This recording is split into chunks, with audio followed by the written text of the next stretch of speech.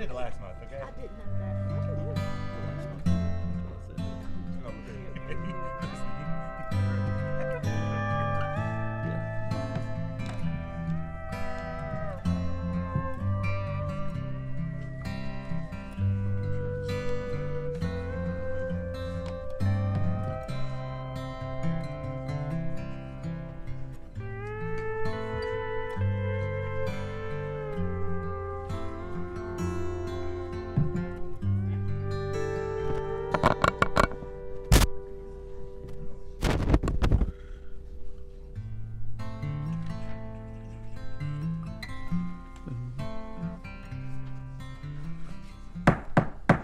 All right, good evening, everyone. Let's call the County Commission meeting to order. We roll call, and looks like we do have quorum. First, we'll start out with our prayer, led by Commissioner Palmer, and a pledge of allegiance led by Vice Chairwoman Vandergriff. Please stand. If you will, pray with me, please. Father, it is with humility and honor that we come into your presence, and we ask that you would fill us with your righteousness, that you would give us strength to do the right thing, even if it is hard. And Father, I pray that you would help us in our speech and in our thoughts. May they be civil toward each other. May they be good thoughts. Help us to work together to do what is best for this county and what is right in your sight. Father, thank you for all that you have given us this day, and it is in your Son's name that we pray. Amen. Amen. Attention, salute, pledge. I pledge allegiance to the flag of the United States of America and to the republic for which it stands, one nation, under God, indivisible, with liberty and justice for all. All right. Thank you, commissioners. We will now move on to the appearance of citizens. This is a time where we will allow citizens to address County Commission on items that are on or not on the agenda. You will have 3 minutes to address the commission. Commissioner Foster will let you know when we hit 30 seconds. There is a hard cutoff at 3 minutes. Not to be disrespectful, but just to be orderly and efficient. See some new faces here. Just kind of a ground rule of appearance of citizens. You must address the chair with your statements. Nothing derogatory about anyone or anyone on commission. No questioning of motives, anything inappropriate. That is your warning. And if anything like that happens, then we will just cut you off at that point and the speech will be over. At this time, I will now open the floor to anyone who would like to address the commission. And you'll state your name and your address. Is there anyone? Mr. Sir in the back. Nathan, I saw your hand. I'll go to you next, sir. I'm Robert Walker, resident of Oak Ridge. I noticed it's on the agenda for today that you'll be discussing vote of no confidence for the election commission administrator. I know this is an awkward situation because of the nature of the independent way that the commissioners on the election commission are nominated by the state. They're not elected. They're not appointed by herself. So it's a little bit awkward. I would hope that you would get the advice of the law, what's his position called? Law director. Law director, thank you. Because I've heard secondhand that there's options. And regardless of whether some parties may think this is not your domain, I think you share responsibility here. And I encourage your effort to whatever you decide. And then finally, I would just say that whatever decision you make, I think you should direct your decision both to the Election Commission and also to the State Election Commission, because that's where the responsibility actually lies in terms of performance review of this individual. So your decision can have an impact regardless of whether some people think you have the authority to or not. So don't hesitate to debate it and decide what you want to do. Thank you. Thank you, sir. Okay, Mr. Mullins, we'll go to you next.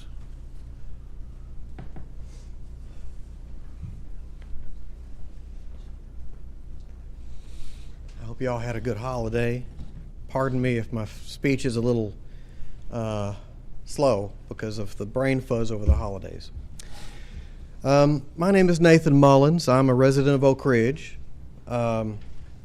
Politely, Chairman Mays asked me what it was I wanted from these visits on the book for appropriate ages issue.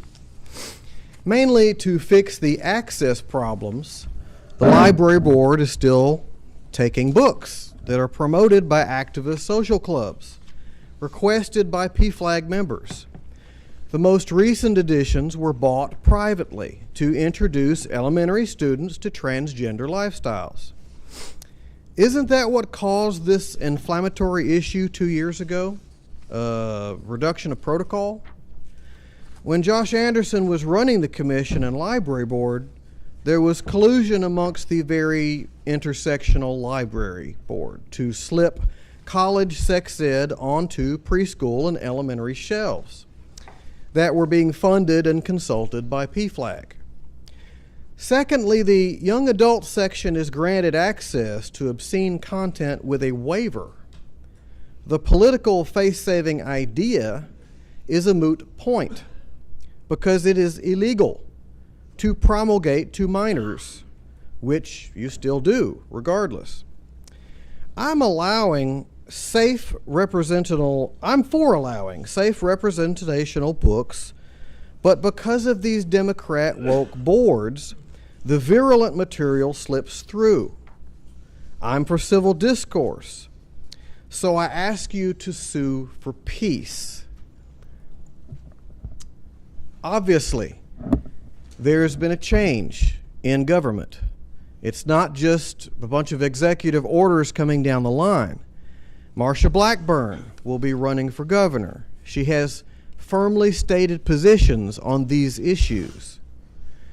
We are aware that there are boards. The TCGC board is something that Martha Blackburn has helped to create. There is a materials committee that is very similar, that has been created to make sure that politicians actually enact what the people's mandates are. So what I'm trying to very civilly get y'all to consider is how the people have labored and wanted the politicians to represent these types of issues. It wasn't just the economy that got Trump elected. So I would hope that y'all would consider, before things are changed abruptly through other means, doing this yourselves for the simple means of representing the people who have obviously made their position clear on this issue. Thank you for your consideration. All right. Thank you, Mr. Mullins. Is there anyone else who would like to address the county commission? All right. Seeing none, we will move on to the approval and correction of agendas. The consent agenda is pretty light. Is there a motion to approve the consent agenda as presented? We got a motion by Commissioner Foster, seconded by Commissioner Palmer. Is there any discussion on the motion? All right, seeing none, all in favor say aye. Aye. Any opposed? Motion carries. Moving on to the regular agenda. One thing that I would, if it's okay with you guys, we have two similar issues, one in budget, one in legislative on the vote of no confidence.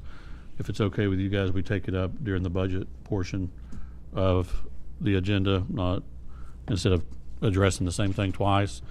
And then also, our law director has asked that if commission is willing, that we would enter into an executive session at the end.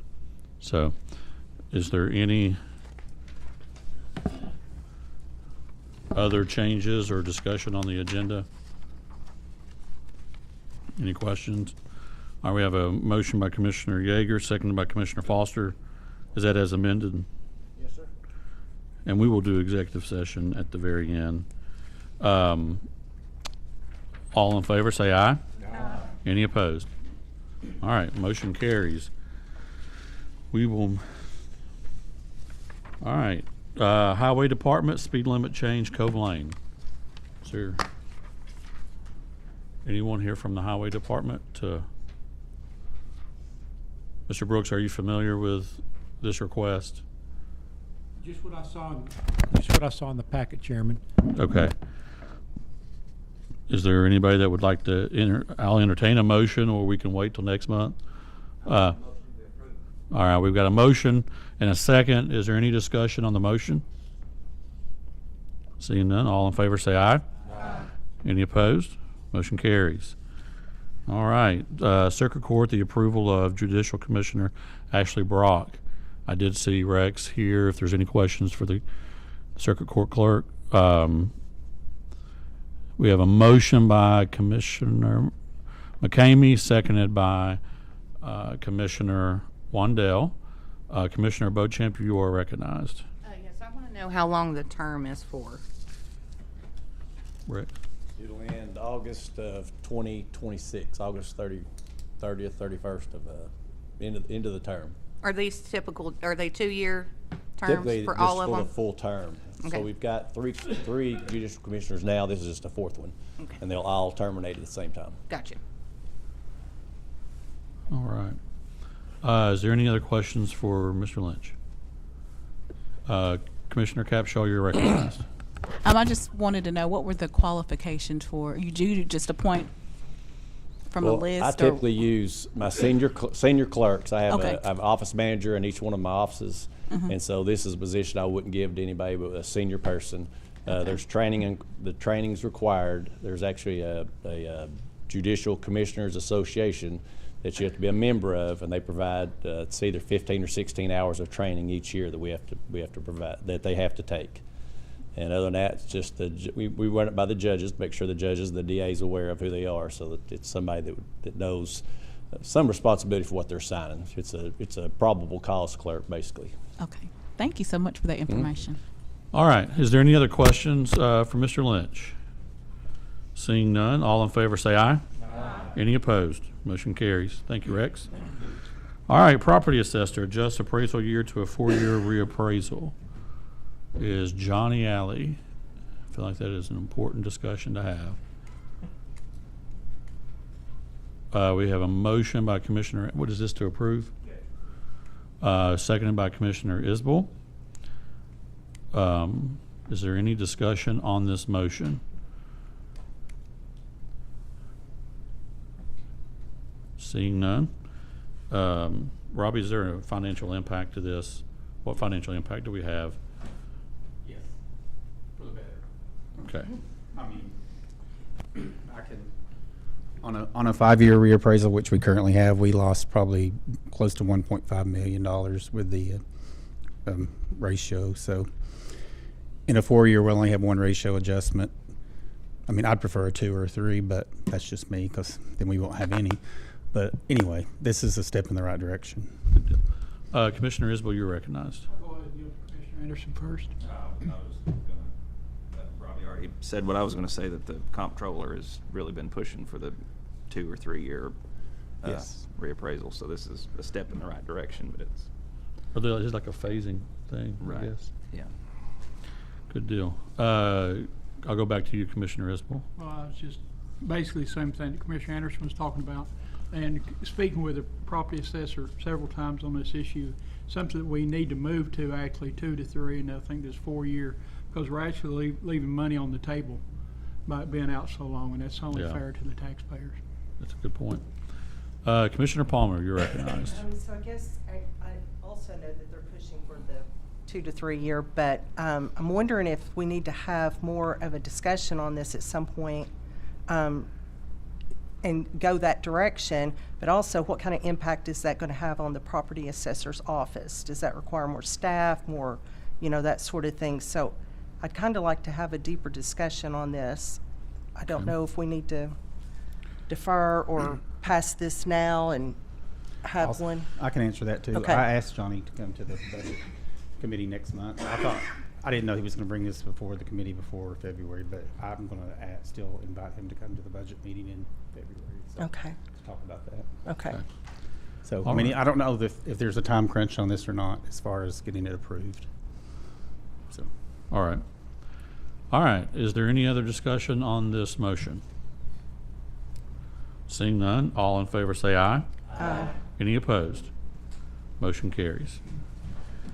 Okey-doke. Moving on. County Mayor, Mayor Frank. Thank you, Mr. Chairman. The first item on the agenda is just a status update only on the American nuclear site. I did put that in your packet, and then also for commissioners as well as folks, interested citizens, we do keep all of these reports on the homepage of the Anderson County Government website, including this report. Is the update on is this new update on the website? Yes, yes. Yeah, it's already on there. It's listed on the very bottom as a year-end update, Thank you. along with the Paul Rep reports. The next is I'm requesting a motion to confirm the appointments to the Ethics Committee. As you know, last month we... Mayor, if I could just stop you, I'm sorry. Yes, sir. I didn't catch Commissioner Wendell. You probably had a question about the nuclear site. Thank you, Mr. Chairman. And Mayor, I Sorry, heard what you Mayor. said about the report being online, but if we could we just give a quick synopsis, overview to the community on what's going on? I know when this started back last year that it was going to take just a few months, and what I read in that report, it looks like it could go well into 2020, into 25, possibly 26. There's a lot of other things that have been found out there, is my understanding. Do you have anything you could add to that, or would you rather just people read the report? They can read it. I mean, I can pull out a couple of highlights. The estimated completion, I thought it was in this, is June 2025. So I know, for instance, right now they're out there, they stay on site, they monitor it round the clock. But right now during the wet and cold weather, they're not working. So once we start back into the new year, they'll, start working again. Just some highlights from the report. During the period of March 2024 to December 2024, the United States EPA demolished and disposed of the office building, demolished and disposed of the hot cell, removed and disposed of all concrete and piping from within the hot cell building footprint, and soils have been excavated roughly 5 feet below ground surface. And once that soil removal within the building is complete, the remainder of the building will be demolished and disposed of. The mounded area outside of the hot cell building has been excavated, and all buried vault materials have been removed and disposed of, and residual contamination in the mound footprint is still present, and that's where excavation will continue there. Just importantly for the folks to know, everything about this is monitored on a frequent basis by EPA. I know TDEC stays closely involved, as well as their RAD Health Department. So all of that is listed in those reports that are online if any citizen is so interested in looking at that. But again, the timeline is June 2025 for completion.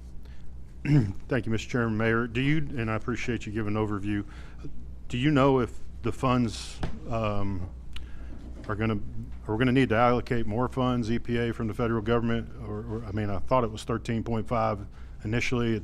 That was seemed like a smaller project, and obviously the project has grown because of the different factors, but do you feel like we're going to have I think I read there's going to be enough in it. Yes, to date, I have not received any information. I think at the very beginning they thought they may need additional funding, but currently it looks like they'll have enough funding. So I know that they're good about kind of letting us know, and we'll get that up on the website if they feel like, if we need to weigh in or ask for additional funding. Thank you, Mayor. Thank you, Mr. Chairman. Yes, sir. And I think Dr. Small, is this on the nuclear? Stop it. Mayor, does the June 25th date include removal of the residual amount in the mound? Yes. So I think what they're doing is they're, I guess for efficiency standpoint, they're mounding and I guess they've kind of divided it into different materials. And so I'm not very literate on speaking to this. I'll just say that. But they have a plan of action is why they're doing it this way, and I guess it allows them to transport all together and instead of breaking things up, and maybe some efficiencies of scale. So everything is, their plan is for us, you know, eventually if the county, if this gets turned back over to us, it can be used as a parking lot. We can have, the goal was unlimited use for this property, to be fully cleaned up, back in great shape. So, yeah. Thank you. All right. Thank you, Mayor. I think Commissioner Isbell's motion is to approve these appointments, correct, sir? And Mayor, I cut you off. No, that's okay. After a couple of them, I'm sorry. We got a seconded by Commissioner McCamey. Are there any discussion on the motion? All right, seeing none, all in favor say aye. Aye. Any opposed? Motion carries. Okay, the next is I'm requesting motion to authorize the county mayor to send the annual Department of Energy payment in lieu of tax request letter and execute the associated agreement. I included in the agenda pack the tabulation of the annual request from Property Assessor John Alley's office. DOE did confirm the acreage that was reflected by the property assessor, and just FYI, that number did not change. Our tax rate is not changed. The request number has not changed. But because 2025 is a reappraisal year, we will see a different number that will be agreed upon.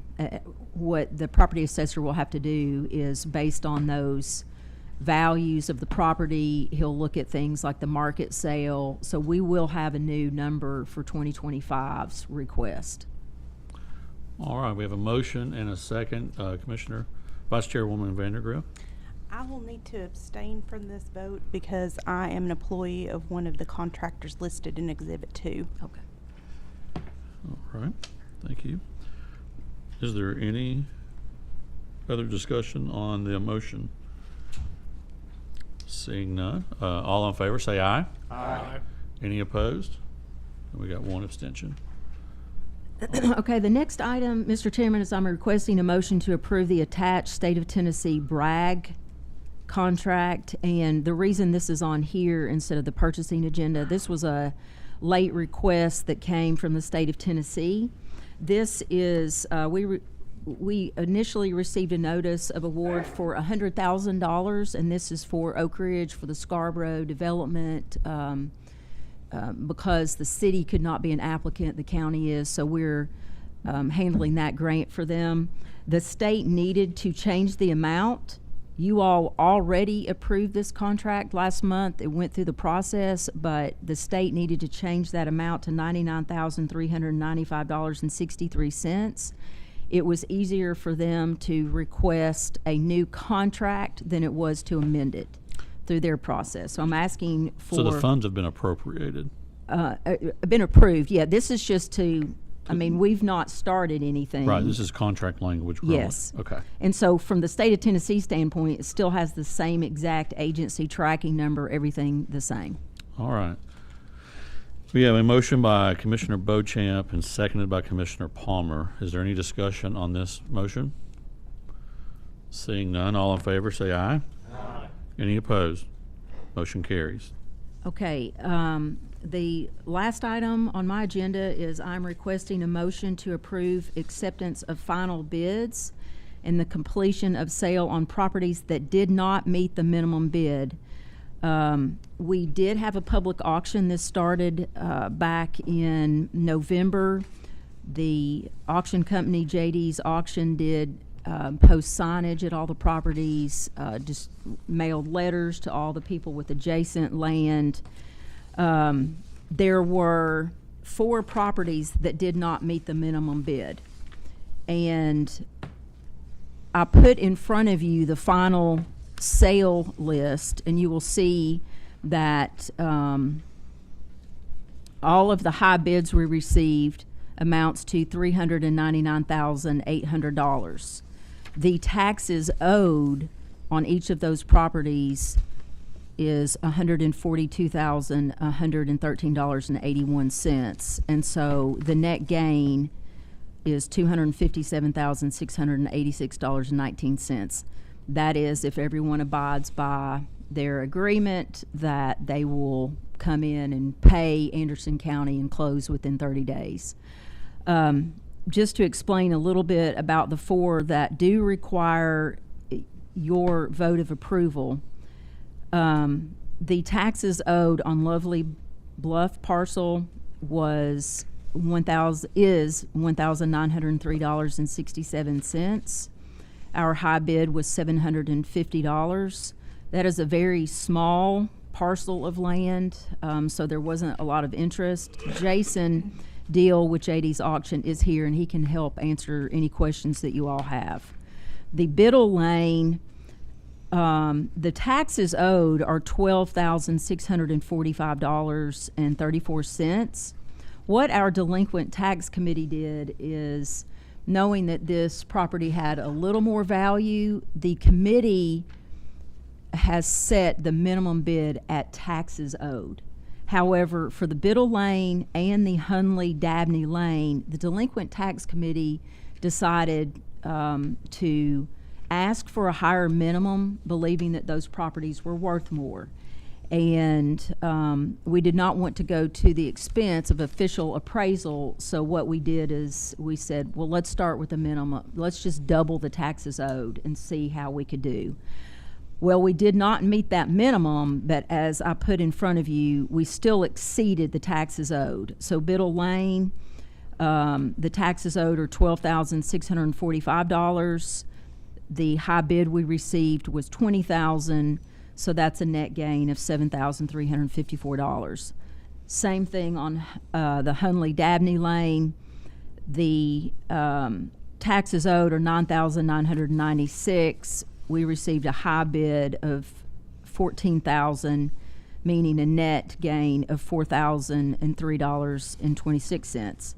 Then the Leinert Street, what happened on Leinert Street, we did not get the, once the gavel, and Jason may want to speak more to this, but we accepted a high bid, and the individual did not submit their funds or execute the agreement that the auction company asked for.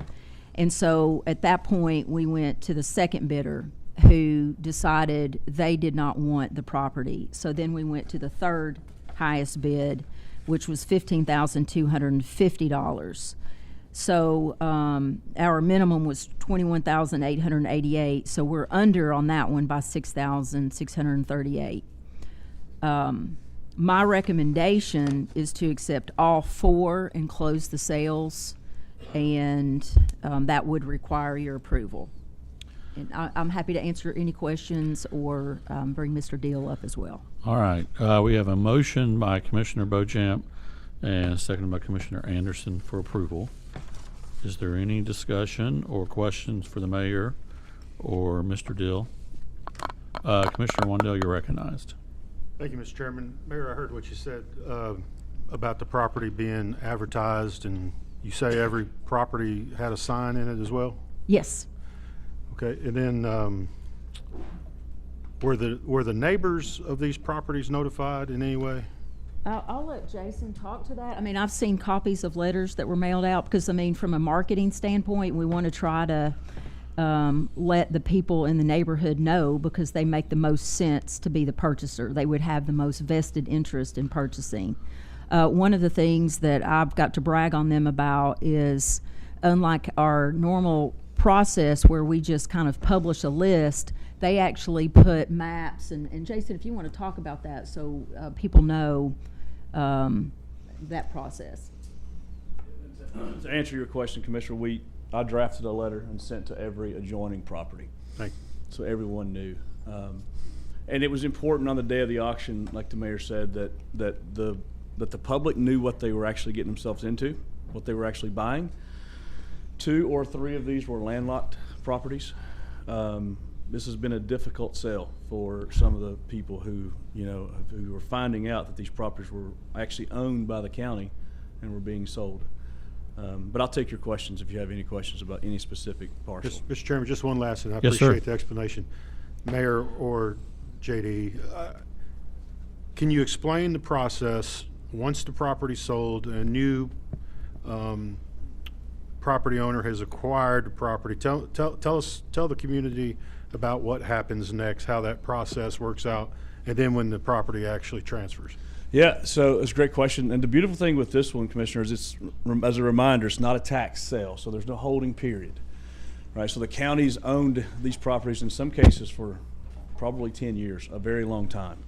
So on the day of the sale, the buyer pays the deposit, a 10% deposit, which is non-refundable.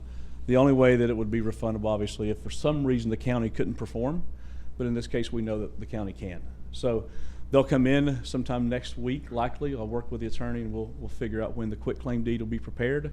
They'll come in and pay finance. Finance will then take them over to the attorney to get a quitclaim deed. At that point, we'll go down to the Register of Deeds office and record that quitclaim deed, and they'll be the rightful owner of that property at that point. As it stands right now, they only have equitable title until that happens. Thank you. Thank you, Mr. Chairman. Yes, sir. Is there any other questions or comments? All right, seeing none. All in favor say aye. Aye. Any opposed? Motion carries. Thank you, JD. Thank you, Mr. Chairman. That's all I have on my report. Just as a little update on the stormwater that will come back next month, Commissioner Wandell at Operations had asked about a map, and we do have that on the website. It's under stormwater, so Leanne today moved that because stormwater is kind of buried in the planning department and you could not find it. So that GIS map is now over there, and we're going to try to also link it from the main page with that stormwater resolution. But you can get in there, you can toggle around, see where if you're in that urbanized area. And then we have the static map that we handed out that was just the yellow one. So that's up now. If you go to the website, there's a new section that says stormwater, because most citizens don't know where in the world to find that. So. Okay. Excuse me, Commissioner Anderson. Just wanted to double check before we move too far on. Do we need a board vote on the tax sale since that was a financial? I don't think so, because there wasn't an appropriation, but It's just accepting. So what we did is the delinquent tax committee, these are only for properties that have already gone through the clerk and master, come into the county's possession. I think if we want to eventually put that money in a different, then we need a board vote at that point. Yeah. This is just accepting, it didn't meet the minimum, so we're accepting that. Okay. You're the only body that can authorize that. Gotcha. All right. Is that you good? Okay. Commissioner Wandell, you're recognized. Thank you, Mr. Chairman. Mayor, on the stormwater stuff you were talking about, I had some questions from folks. This has nothing to do with urban development or anything like that, correct? It's only about, we have to manage stormwater in these particular areas. It's like 12.84 square miles of unincorporated Anderson County. The cities have their own stormwater programs. So this is for if someone is coming in to do a development, they have to go under a review that they're managing the stormwater. If the expected stormwater meets, so I don't have any of that in front of me tonight, I apologize, but if it meets certain measurements, then they will have to take other actions. So that may be something minimal like gravel or things like that, or it may be a pond. And the new requirements are, it's not, it's by EPA through TDEC. Once those are put in place, then we have to manage them permanently, so that if the deed transfers, that retention pond requirement goes along with the new purchaser. And so you can't just develop and walk away. There's got to be permanent maintenance. And that protects surrounding homeowners. It protects the county's infrastructure. It may be, there may be some pushback by a developer who may not want to do it, but it does protect everybody. So if anyone has any questions, property owner in these areas, who would they contact? They can contact Danny, and he's our stormwater, Danny Phillips, in the planning office. Okay. We've got a stormwater hotline as well. He can answer those questions. And then we also have, who I'm trying to bring to operations in February, Jason Mann. He is our highest level certified stormwater. So if you have engineering issues, that's Jason's role, and he was there for the public comment session, but he's going to try to come for the operations meeting. Mr. Chairman, Mayor, if it's okay, I got just a couple of other questions on different subjects, and I appreciate it. Go ahead, Trey. So you may not know this, and maybe Robbie can address it, but the RFP for the convenience centers, is that in process? It has been posted. Maybe Robbie knows when. I know it's already out there. I think it's been out there a week. I'll look that up on my phone, on my email here in just a moment, and I can tell you towards the end of the meeting. But I know we asked that it be out there for a considerable length of time to give all bidders the opportunity to get their act together, to go view all the sites, to do the research they needed. So what we're talking about for people at home who might be listening is all of the convenience centers that are owned by Anderson County are out for bids to operate those convenience centers. Yes. Commissioner, I was going to say it shows here February the 7th at 2:30. Is when the deadline. The deadline. Thank you. Yes, sir. Sure. And then, Commissioner Chairman, been getting a lot of calls. I guess I must have missed it, but have we gone to a one load allotment for the residents to drop off at convenience centers? Because I haven't heard anything about it if we have. I've had several calls, very upset citizens being told that they're only allowed to come drop one time only. And I told them I haven't seen that information, but that's what they're being told. They're being told that the commissioners have approved that, and I don't recall that. So I did give one individual, Commissioner McCamey's information, as he's the chairman of that committee, but Commissioner McCamey, is that a fact? That has always been the rule. We just not followed it for a long time. Just like it's only for Anderson County residents. We've been getting a lot of Knox County, so those rules were posted again, but I've been there twice in the same day, so. Let's say I hope not. I got a load to go. I was going to say, Mr. Chairman, it's something that we don't really enforce it, but we have started enforcing the. Whose job is it to enforce it? If we're going to enforce rules, who does that? The attendant from Waste Management, or Waste Connections, I'm sorry. They're the ones that also check driver's license plate. When's the next solid waste meeting?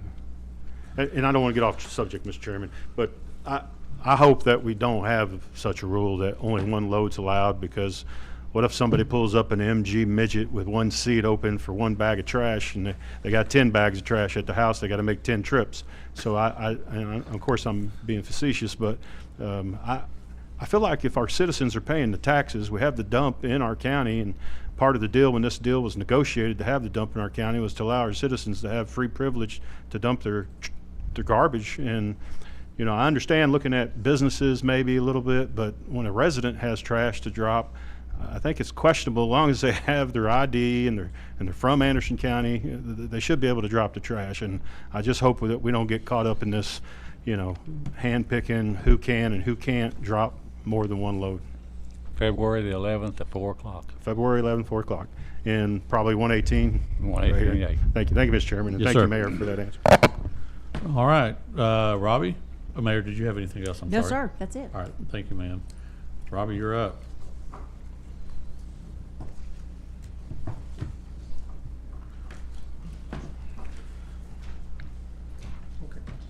Thank you. Cash and fund balance report for the month ending December of 2024. The general fund, restricted funds, 2.2 million, committed are at 518,537. Assigned funds, 4.5 million. Unassigned fund balance is 11.6 million. Total fund balance, 19,029,176. Cash, 20,138,171, which is up 5.2 million from last year at this time. Schools, 10.6 million. Total fund balance, 15.8 million cash. And every fund is listed here as well. Any questions on that fund balance report?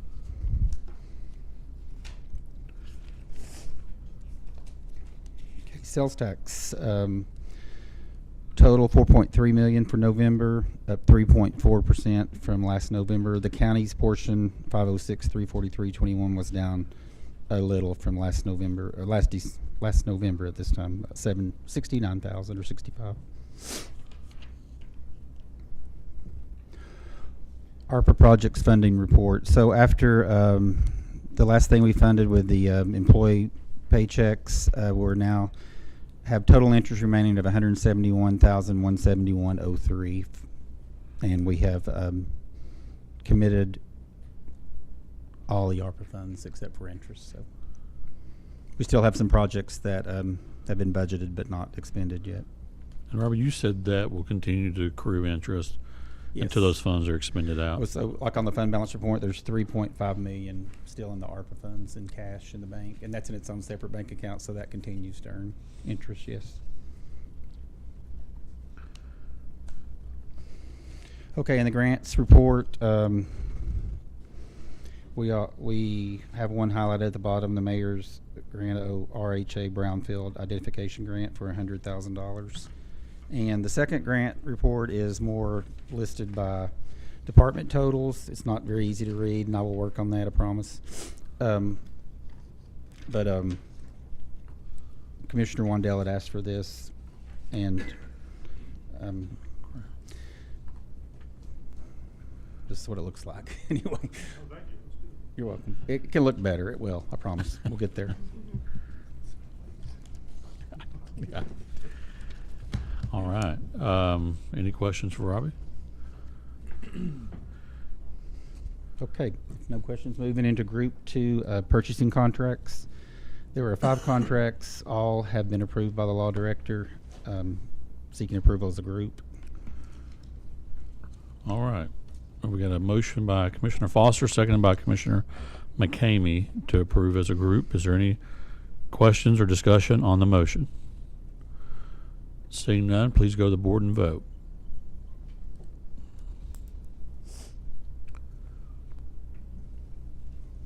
Motion carries. Thank you. And there's also 5 surplus vehicles, 4 from fleet and 1 from the sheriff, looking for approval to surplus this month. All right, we have a motion by Commissioner Foster, seconded by Commissioner Capshaw. Any discussion? Seeing none, all in favor say aye. Any opposed? Motion carries. Okay, Group 3 were transfers that no commission action is necessary. Under Group 4, appropriations of the school department, there are 2 of those, one for $100,000 and one for $462,705. Okay. We have a motion by Commissioner McCamey, seconded by Commissioner Smallers. Is that together, Commissioner McCamey? Okay. All right. Is there any discussion on the motion? Seeing none, go to the board and vote. Motion carries. Okay, thank you. And Group 5 transfers from the school department. There are 2 of those from physical services, one major line item, $428,130, and one a payroll and major line item of $102,895.30. All right. Got a motion by Commissioner McCamey, seconded by Commissioner Yeager. I assume as a group, I'll just make that assumption until you tell me otherwise. Any discussion? All right, go to the board and vote, please.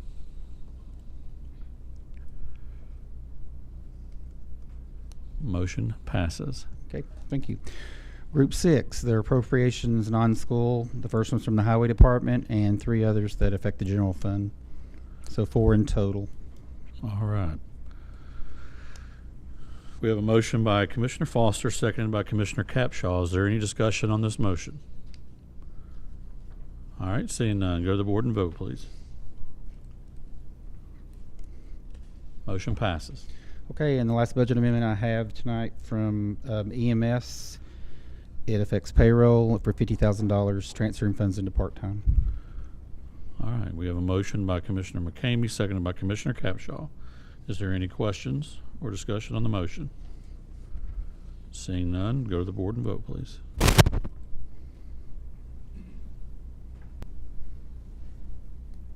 Motion passes. Okay, and under Section A, Veterans Officer Commission Meeting Referral, to the Budget Committee, I presented the topic of 20%, $10,400 pay increase for the Veteran Service Officer as referred to the Budget Committee by County Commission. A motion by Commissioner Palmer, seconded by Commissioner Allen, to recommend to County Commission that they rescind the previous approval of the increase on the December 16th, 2024 consent agenda. Voting no was Commissioner Mays. Okay, what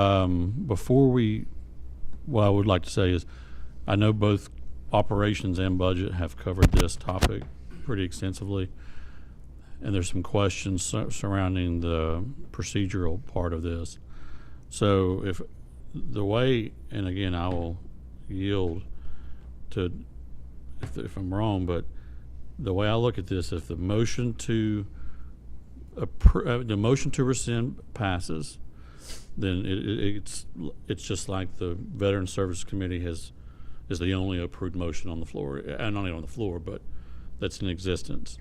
If it fails, and Mr. Brooks, you can correct me if I'm wrong, but if it fails tonight, the way I see this is that we have an approved motion by County Commission for a raise. So then at that point, I would be asking for either a motion for a funding source, or if there's a motion to send it, whatever. But I think that's the direction. And having looked at the rules, because there was a question, I think, around what the number was to get this rescind motion approved, without a notice to commission, without a notice in the public, it would require 2/3. But having this been a public notice, then it requires a simple majority to pass. So that's my understanding. I'm, free and open to any other rule of train of thought, but Commissioner Foster. I guess I have a question on, are we rescinding, we approved the minutes, are we rescinding the motion to unapprove the minutes and everything that was in the minutes? No, I think it's, and I think that we are looking at, we're pulling that specific vote out of the minutes. Is that? That is the motion that I understand. Yeah. So everything would pass with the exception of, and it has nothing to do with the Veteran Services vote. It has everything to do with the commission vote, the October commission vote. All right. So what came out of budget was a motion to rescind. Is there a motion or a second, or I need a motion first. Is there a motion from committee to approve that? What the committee? Okay, we have a motion by Commissioner Palmer, seconded by Commissioner Yeager, and yes is to rescind, no is to not. Commissioner Wandell. Thank you, Mr. Chairman. I guess my question is, how can a motion to rescind a past motion in this body be sent back to this body to rescind the motion we passed?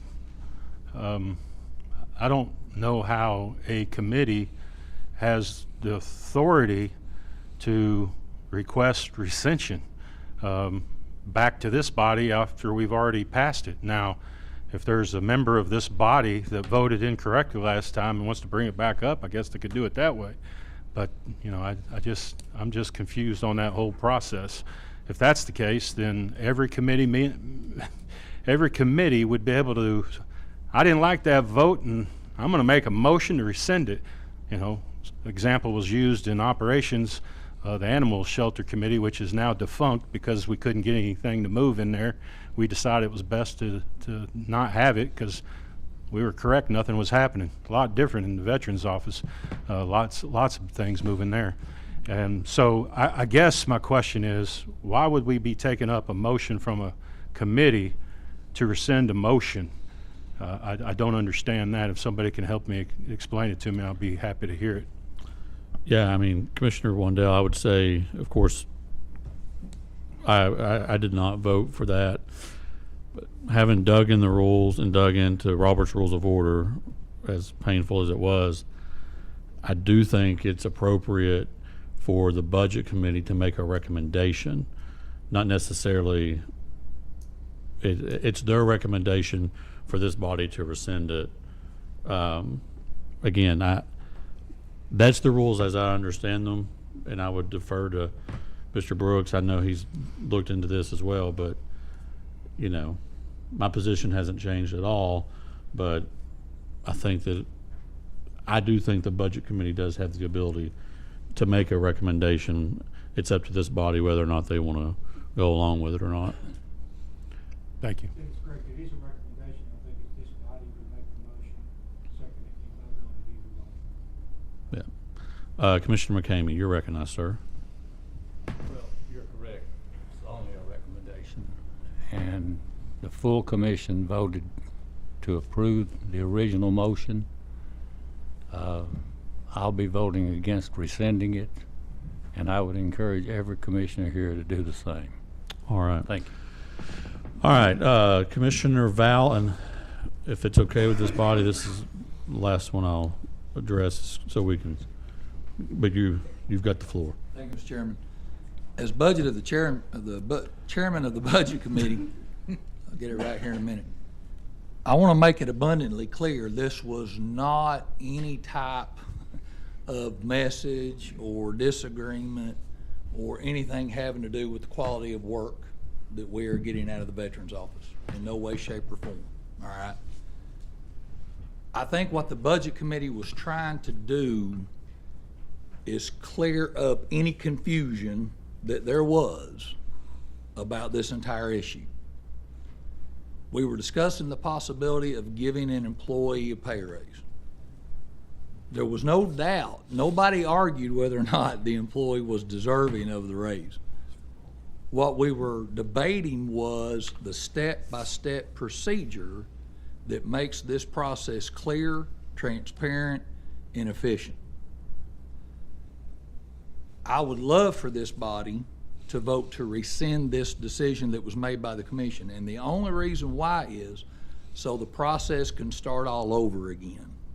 And everybody's clear, and everybody's on the same page, and everybody knows what we're doing, and it's a step-by-step. Whenever we have to go around the room like we did in budget, like we've done a little bit here tonight to try to figure out what's right and what's wrong in an issue, that scares me. We need to be all in agreement on what the right process is. Also, as the chairman alluded to just a second ago, we're going to have to decide where the money's coming from out of the budget. To give you a peek behind the curtain, there's a possibility we're going to have to look for the unassigned fund balance in order to fund this reoccurring expense every year. Again, I'm not saying it's not worth it or not. I'm just saying that's what the Budget Committee does. that's kind of our job. I mean, it's kind of our thing that we do. If we can start this process all over again and get everybody on the same page on the right track, hopefully we can come up with a conclusion that's hopefully going to please everybody. If we continue on the track that we're on, I'm just worried that it's still going to be convoluted and confusing. So that'd be my request. Thank you, Mr. Chairman. Yes, sir. Commissioner Isbell, you'll close this out on discussion. Thank you, Mr. Chairman. From what I read from the discussion that Commissioner Wandell asked is to be able to take the vote up to vote on the raise again from the veterans. And I thought that was the clear path because they would go from there to the budget committee and then seek funding. So I'll be in agreement with Commissioner McCamey and not vote to rescind. Yes, sir. All right.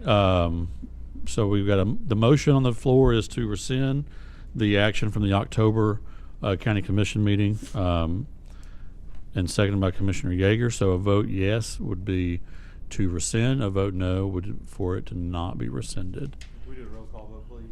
We can. All right. So is there any questions on the motion in terms of yes or no? All right. It'll take 9 votes to pass. All right. We'll go to the board and vote. Mr. Chairman? Yes, sir. I just would like to make a comment. I appreciate the discussions. I appreciate the budget chair telling me the explanation. The thing that's common in all this discussion is there's no mechanism to get the veteran service officer a raise. What I see here is a debate on procedure and policy, and what I'd like to have seen is a process maybe through the budget committee with a recommendation on how to fund it versus, hey, let's rescind that motion. I mean, there's 10 ways to look at it, I guess, but I'm just flabbergasted that we're going through all this. You know, through the Veterans Committee, we did the proper procedures. We voted, passed unanimously. We forwarded our minutes on to the operation. It passed there, came to full commission, passed there, albeit through the consent agenda. Granted, I didn't request it to be on the consent agenda. It landed there. And then it goes to budget and don't want to fund it. And then we hear comments about, well, it's too much or it's not fair to other offices, and Mr. Nation doesn't bring the money in himself. Well, the money doesn't come without Mr. Nation's assisting the veterans to get it properly. And again, I'll just reiterate, more money has come in through Mr. Nation since he's been here in his short term than the last previous VSO in that short time. So it's my hope, whatever happens, that this body, because everyone knows where Tracy stands, but I hope somehow this body can get our arms around of just giving Mr. Nation a raise. Thank you, Mr. Chairman. Yes, sir. All right. We'll go to the board and vote. Yes is approving the rescinding of the motion. No is not approving. Motion fails. 6 yes, 8 no. All right. So I will proceed that we have an approved motion to give Mr. Nations a raise. And of course, this body can vote however they would like. But Commissioner McCamey. Would it be appropriate to make a motion where the money should come from? I would think that I would like that. it would put it to bed. Yeah. Assuming it passes. I'll make a motion we take it from the unassigned fund balance. All right. We have a motion by Commissioner McCamey. Well, I'll second it, Mr. Chairman. okay. We have a motion and a second. Is there any discussion on this motion? Commissioner Anderson. Just to clarify, that's when the budget process started after Leon left. The money for his salary got put in the unassigned fund balance, right, when it was taken out of the budget? It did. So that's where, okay. Yes. Thanks. But we did increase the assistant from a 60-hour to an 80-hour and gave her a raise as well. Okay. But this also just wanted to make you aware, it's not just a $10,400 pay raise, it's $10,400 retirement, Social Security, and Medicare, which It's another 12 or 13% on top of that, but only for the rest of the year, so won't amount to that much more money, but it will be a little more than that. All right. So we have a motion and a second. Is there any other discussion? Commissioner Isbell? I'll yield to the mayor. Madam? I was just going to ask our finance director if he's comfortable with this. I won't put you on the spot. But No, I mean, I don't get involved. I did payroll for 30 years, and now I'm the finance director. I've seen a lot of raises that I didn't agree with, and some that I did. It's not my job to do that. I mean, we don't see very often in the county employees that's worked less than 1 year get I mean, to be honest with you, Scott received a bump when he got his certificate or the class he had to take and got approved. He finished it, got a bump. He also got a 4% raise July 1st. So this will be the third raise in less than 12 months. We don't see that often, no. I know that Commissioner Fritz, when he was on here, one of the big disagreements we had is he wouldn't allow a increase in salary until it come up in the budget cycle. As many times as I had debate with him about it and trying to get our tourism director brought up, he always said, no, we do it during the budget cycle. That's when we do it, bring it up again. And so I patiently had to wait and fought for that, and finally it happened. But I mean, he fought me tooth and nail over that. And I understand why now. So. Well, and to be honest, Tim, we have a lot of, we have some budgets that have money in place that can give raises without ever coming to the budget committee or commission. But an office as small as the Veterans Office has to do that. They don't have a funding source to do that kind of thing. Or if someone leaves that's, making quite a bit of money and you hire somebody at let's say somebody's making 50 and you hire somebody at 35, you have $15,000. I mean, it works like that a lot. So they don't have to come to the budget committee, but most do come to the budget committee. And my only disagreement for the whole thing is that it should have never went to which we all know that to begin with. It should have never went to the consent agenda. So. Well, see, and that was what, that's why he put it on the veterans. I thought we was going to go through the whole thing again and make sure it was okay with the budget committee and everything was done. I'm okay with the raise. I just want to make sure that we're doing it properly and what you're comfortable with because you're the finance director. If I have a funding source, I'm very comfortable with. Yeah. I mean, because that's failed twice so far. So give me I'm not giving the raise or paying the raise till we do have a funding source. I understand your position. I support that. All right. Mayor, shoot. Just very quickly, I know I've spoken on this at operations and both full commission and at budget committee, and Mr. Jaquette never received a raise of this magnitude, and I'm just going to reiterate that point. It took him 16 plus years to get to the salary that he departed here with. And I have numerous, and I just have to speak because I have numerous people. The law says that we may, and it's your decision as the commission, pay a salary commensurate with other departments of equal size. And I have other departments of equal size that do not make this amount. I have not argued against no raise, although I do agree with Commissioner Isabel. We're all given the opportunity during the budget season to put these adjustments in, and that's what hearings are for. And I respectfully disagree that this was a motion to approve on the consent agenda when I can think of others, such as the Tourism Council, that have recommended pay increases for the Director of Tourism, and then those were properly directed to the Budget Committee. And so there are going to be a lot of other action items that are now going to be viewed as approved through this consent process. So I guess that's all I have, other than I would like to know how, if someone can answer how this did get put on the consent agenda and who submitted it. If I could get an answer to that tonight. Well, I think I've answered that too, Mayor.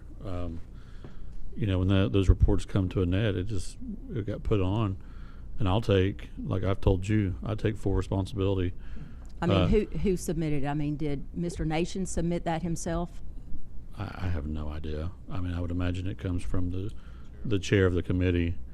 But I think litigating that point right now would be out of order for tonight. But as I've stated from the beginning, you know, at the end of the day, the chair is in charge of the agenda, and it was on the consent. We didn't make it to the regular. At the end of the day, I take full responsibility. If anybody has any issue with it, that's on me. So, but in terms of determining the process of getting there, I don't think litigating that tonight would be proper. I think it would be something that we need to discuss in the Rules Committee. Thank you, Mr. Chairman. All right, Commissioner Smallridge, we're going to close it out with you. Yeah, Robbie, I think I asked for some information on salary comparisons to comparable positions in other counties.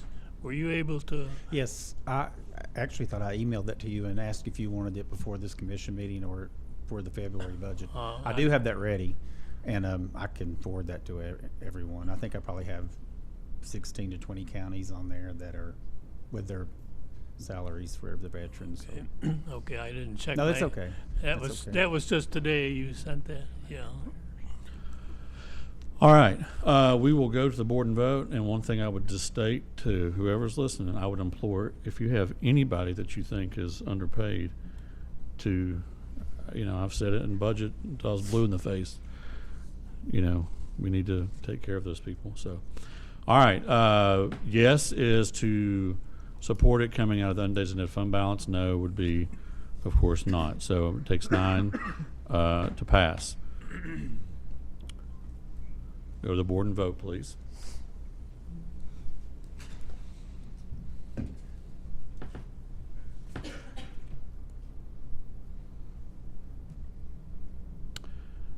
All right, 8 yes, 6 no, motion fails.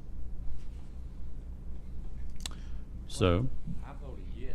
It's saying that I voted no. No, it says you voted yes. It says you voted no. I mean, yes. It's got the motion. All right.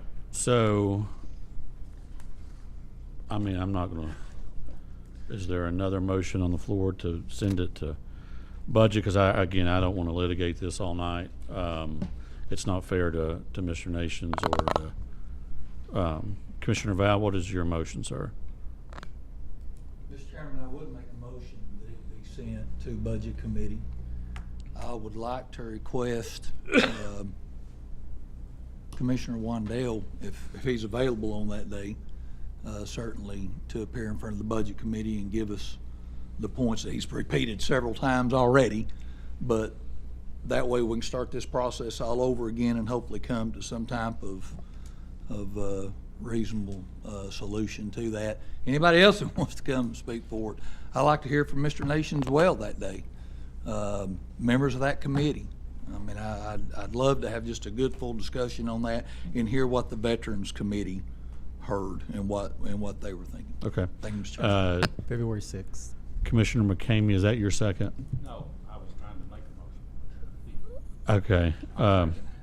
So we have a motion by Commissioner Val, seconded by Commissioner Foster. Are you wanting to amend that motion, or are you wanting to see how this one shakes out? Okay. Commissioner Wandell. Thank you, Mr. Chairman. You know,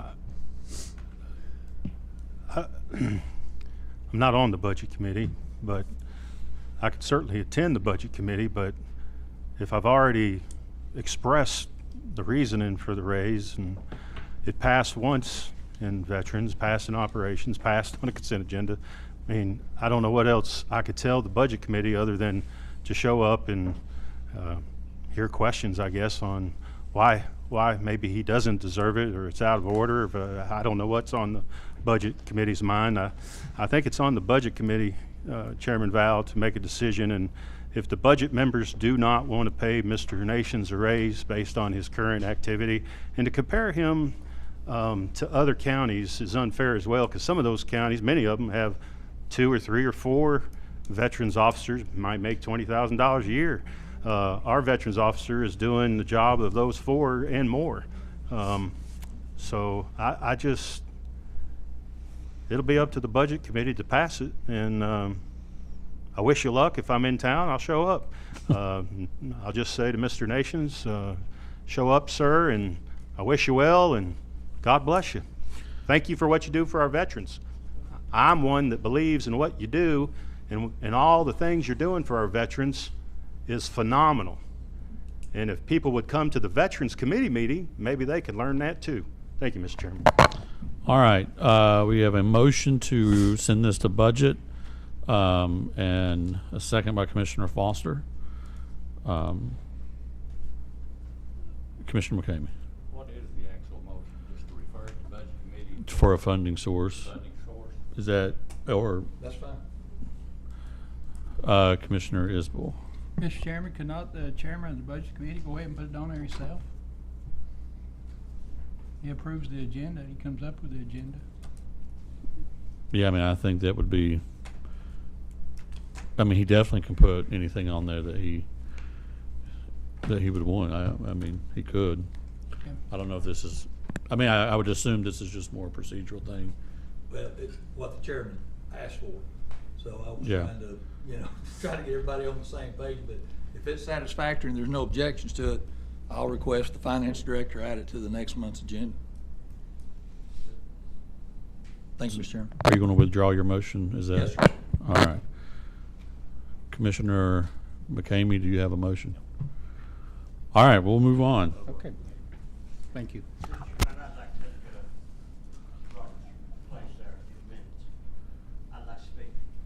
Yes, sir. We just come through a BZA meeting. We entertained the same motion 4 times. On the 4th time, on the 4th meeting, we approved it. We debated it 3 different times and then a little bit on the 4th time. I would sort of like to see this commission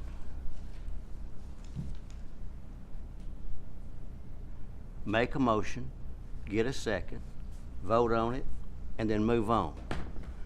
We're better than this, I think. Thank you. Well, I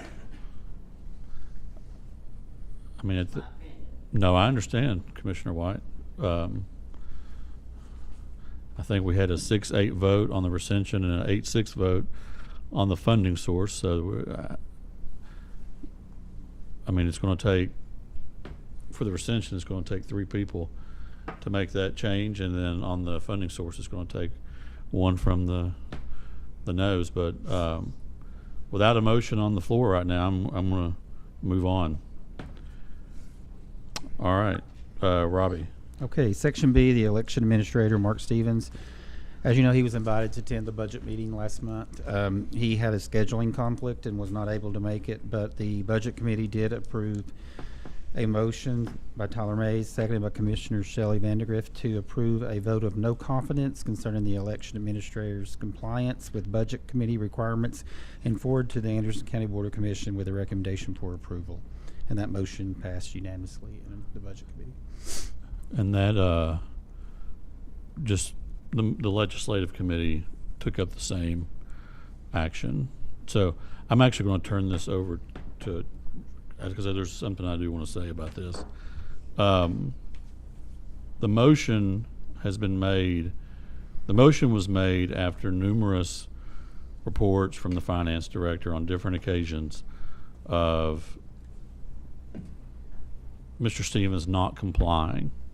Now, we do have an opinion from Mr. Brooks, and the law's clear about that the county has to offer up reasonable expenses for that office. And other than that, there's not much more oversight. But the reason this motion was made is because Mr. Stevens's codes were getting in the red. He was ignoring Mr. Holbrook's attempts at response. Now, fast forward or rewind, well, I guess go back to when we asked about the digital poll books. That was money that was appropriated 2 years ago. We asked on several occasions. Nothing was done about that. We pulled that money and gave it to John Vickery. I know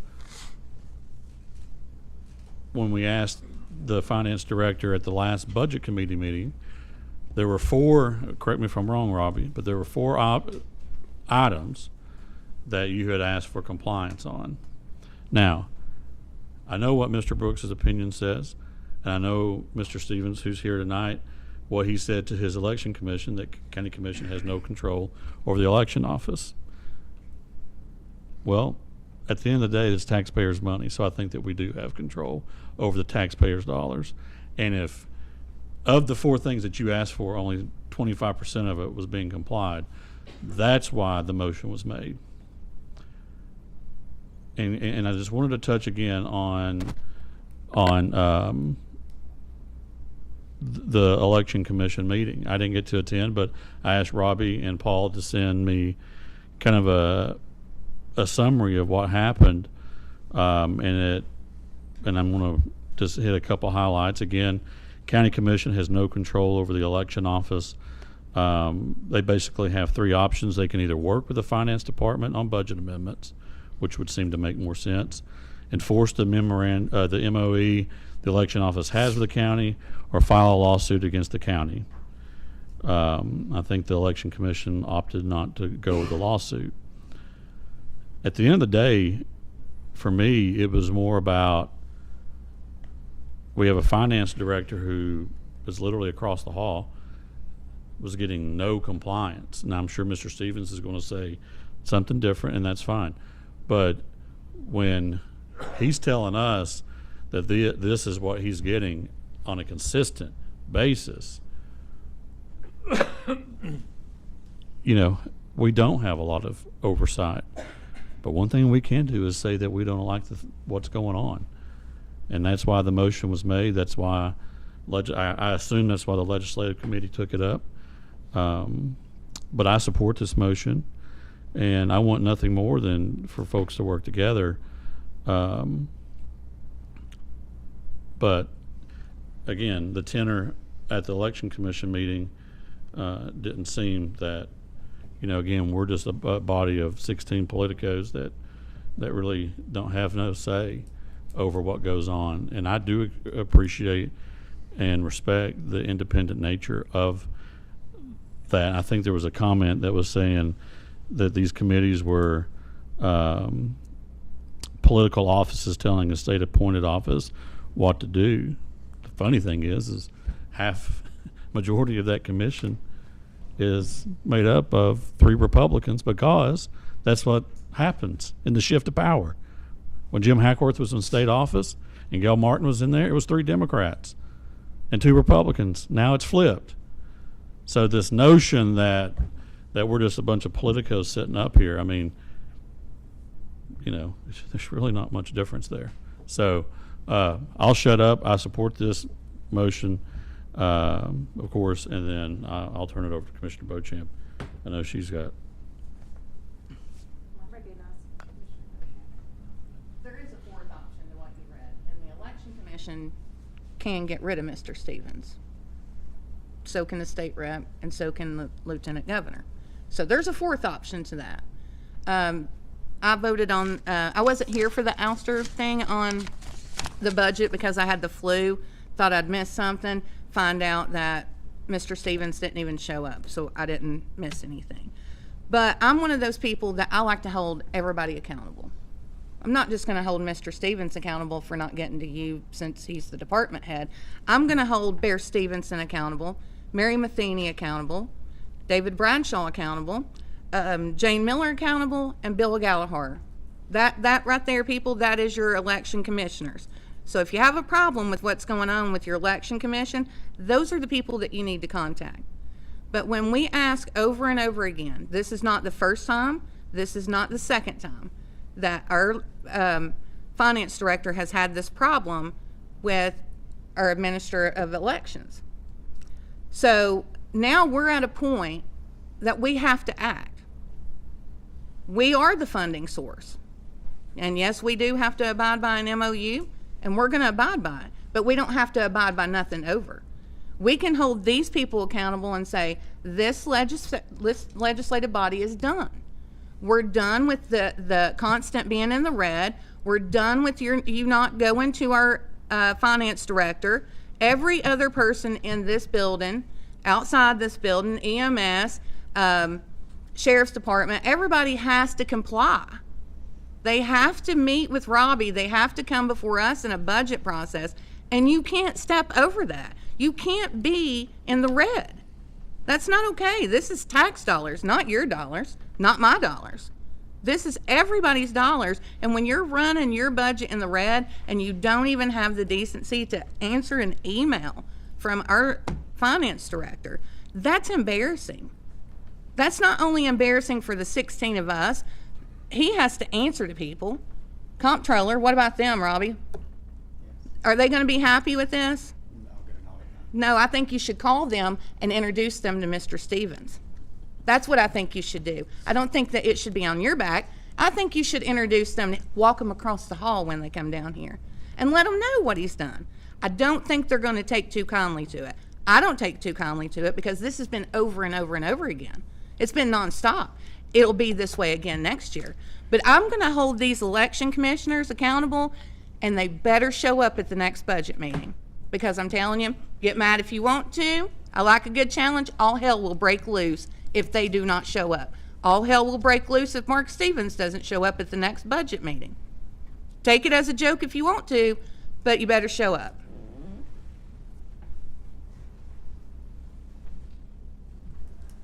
Commissioner Palmer, you're recognized. Thank you, Madam Chair. Just to be clear, the Legislative Committee did take this issue up. They did make a motion forward or put a motion forward to for a vote of no confidence, and it was to have that sent to our state representatives. One of the state representatives, Representative Scarborough, did come to the meeting, but he had another meeting at 5:30. Budget Committee went over, so he had to leave. He was talked to briefly about it, and so the desire of the Legislative Committee was to let our state representatives know about this vote of no confidence as well.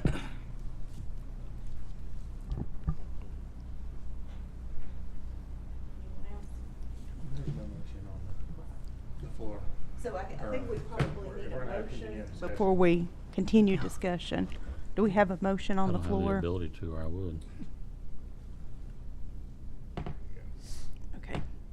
Motion by Commissioner Beauchamp to uphold the vote of no confidence.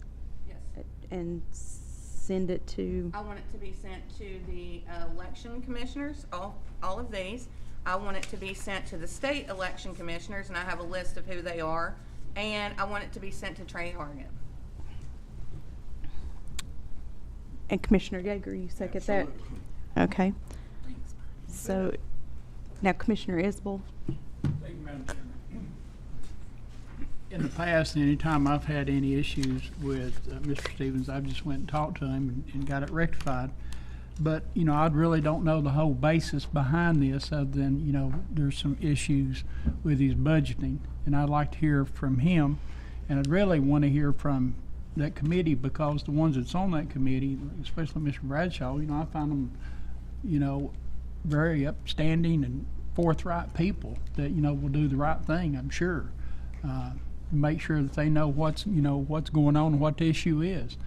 But I'd like to, you know, if Mr. Stevens would care to give an explanation about why that happened. Mr. Stevens. Thank you, Mr. Chairman. I appreciate the opportunity to talk to you all. There was a lot of accusations that were made, a lot of accusations that are unfounded and not true. The Election Commission meeting did have a meeting, or the Commission did have a meeting last Thursday, and the sentiment of that meeting was working together with County Commission. There was no obstinance or trying to be hiding or running away from that. That was not the gist of the meeting. I think we have pushed forward not only with regard to when we first found out their issue was December the 3rd, we got a letter from the Finance Department, and we addressed that in a response on the 13th of December. There was 5 planned things that we were going to do short-term and long-term and we've accomplished all those. We've sent forth a budget amendment to handle the 2 codes that are out of sorts, the 189 and the 193 codes. Those are the only 2 codes that are out that we did have shortfalls in. As far as those other projections go, that is not an appropriate way for us to do our budget. We don't have a static budget where we have a budget that's like this or even like this. Our budget is like a wave. So if in order to do projections, you have to have static data, and we don't have that with our budget. With regard to, looking at, we've already spent 70% of our budget already this year. So with that ring, we're not going to, I don't believe the big thing was about part-time help. We're $10,000 over part-time help. We're not $10,000 over part-time help. We have a positive balance in part-time help. We use part-time help in a great manner to cover a lot of the shortfalls that we have within our office. With regard to having all these, I don't know about a missing email, I don't know about that not answering an email. We've answered every email and every request from the finance department. The comment was made that the spending is out of control. We've returned $1.3 million over the last 16 years back to the general fund. That doesn't sound like that's out of control. We've got almost $900,000 in grant money for election equipment and other supplies and materials over the past 4 years. So I think, Paul Harvey had once had a saying about the rest of the story. He would tell a story, and then there would be the rest of the story. Well, there's definitely the rest of the story that needs to be told. Joe Rainey told me a long time ago in your position, if you haven't got somebody after you, you're not doing your job. And that's true, so true. The Election Commission takes their jobs very seriously, and I can tell you this, that we are very blessed that we have the election officials that we do have in our county. They operate in an apolitical system. When you go to a meeting, you don't know who's a Republican and who's a Democrat. Their job is to the best interest of our voters in this county. So I don't know, Commissioner Isbell, I don't know if that answered your question anymore. I look forward to going to the Budget Committee in February, like I said that I would. I have an issue at home that prevented me from not being at the January meeting. We got notice 25 hours before the meeting that we were on the agenda, and with my situation at home, I don't have that luxury to be able to do that. Okay?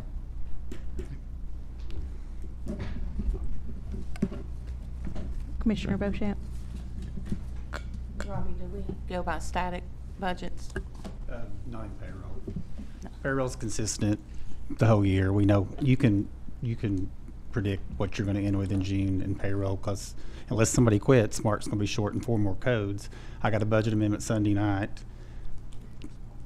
And I will say this, in the December meeting, when Commission made the motions that they did, passed the motions from Budget Committee, I sent an email that night notifying him that he was expected to be at the next budget meeting. So he had more than 24 hours notice.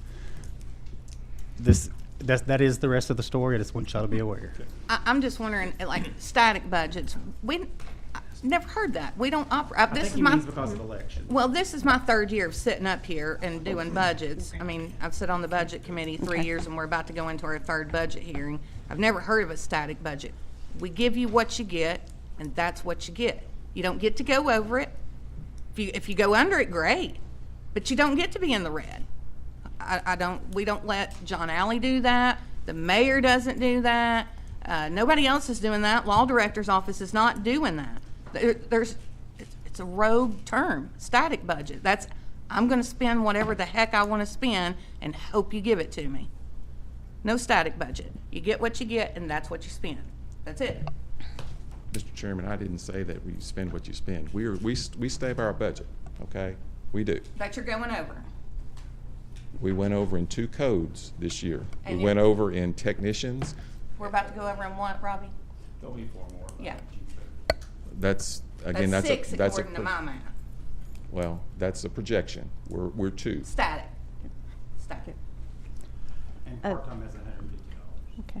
And only because you all made a motion to cease part-time. No, that's not Because accurate. That's not. Every year we have this issue on part-time, and we ask Mr. Stevens, Paul gives him a report, we ask him to stop employment, it never happens. I'm going to recognize. I don't agree with that statement. Again, that's a difference of opinion, but again, that's for another time and another place. I'm going to recognize Commissioner Mays. He doesn't have a Yeah, I don't have request ability to speak button. To hit. So I guess, so you're saying you didn't get these emails, Robbie says he sent them. And I think, Mr. Stevens, where my issue lies is the statement that you just made. Okay. That's for another time and another whatever. That is the arrogant statement that I can't stomach. Just like the time and budget, when we started talking about when you needed the digital poll books and all of these things, and we started talking about some election stuff, you didn't really want to talk. When is the right time to talk about it? When is the right? We've got a finance director who is under strict statute of what his responsibilities are. Mm-hmm. You have the luxury of not having the oversight of the county commission. He doesn't. He has finance committee and the county commission. Oh wait, and some other department heads that he reports to. If you go over, let's say if it happens, let's just say it happens, you don't get the audit finding, he does. So I can't understand why there's this huge, I mean, you all are not even on the same playing field here. He sent an email that night, you say he didn't. The cool thing is 2025, we'll be able to find that out whenever I send a letter in or an email in tomorrow. When is it the right time to talk about the fact that our finance director, who's responsible for the county's money, says that you are in a totally different financial position than what you're projecting? That doesn't make sense to me. When is it the right time to talk about 10 years ago we got election results immediately, almost, and now, you know, it's just not the same anymore? When is it the right time to talk about these things? Let's talk about it now. I was just saying between the, at the budget committee meeting, that's when I said we would talk about that. We'll have the election. The question was made that the chair would come there. That's the time you want to talk about it. We can talk about it now if you want to talk about it. I think we need to move on. Commissioner Foster. So I have a question, and it's for both of you. So when we get to June 30th of this past year, we just got to June 30th, did Mr. Stevens' budget go over, or was he under budget total? Not codes, because I know we clean up codes throughout the year. Total. I mean, and none of the codes matter except payroll cannot ever be in the red. So it would never be in the red.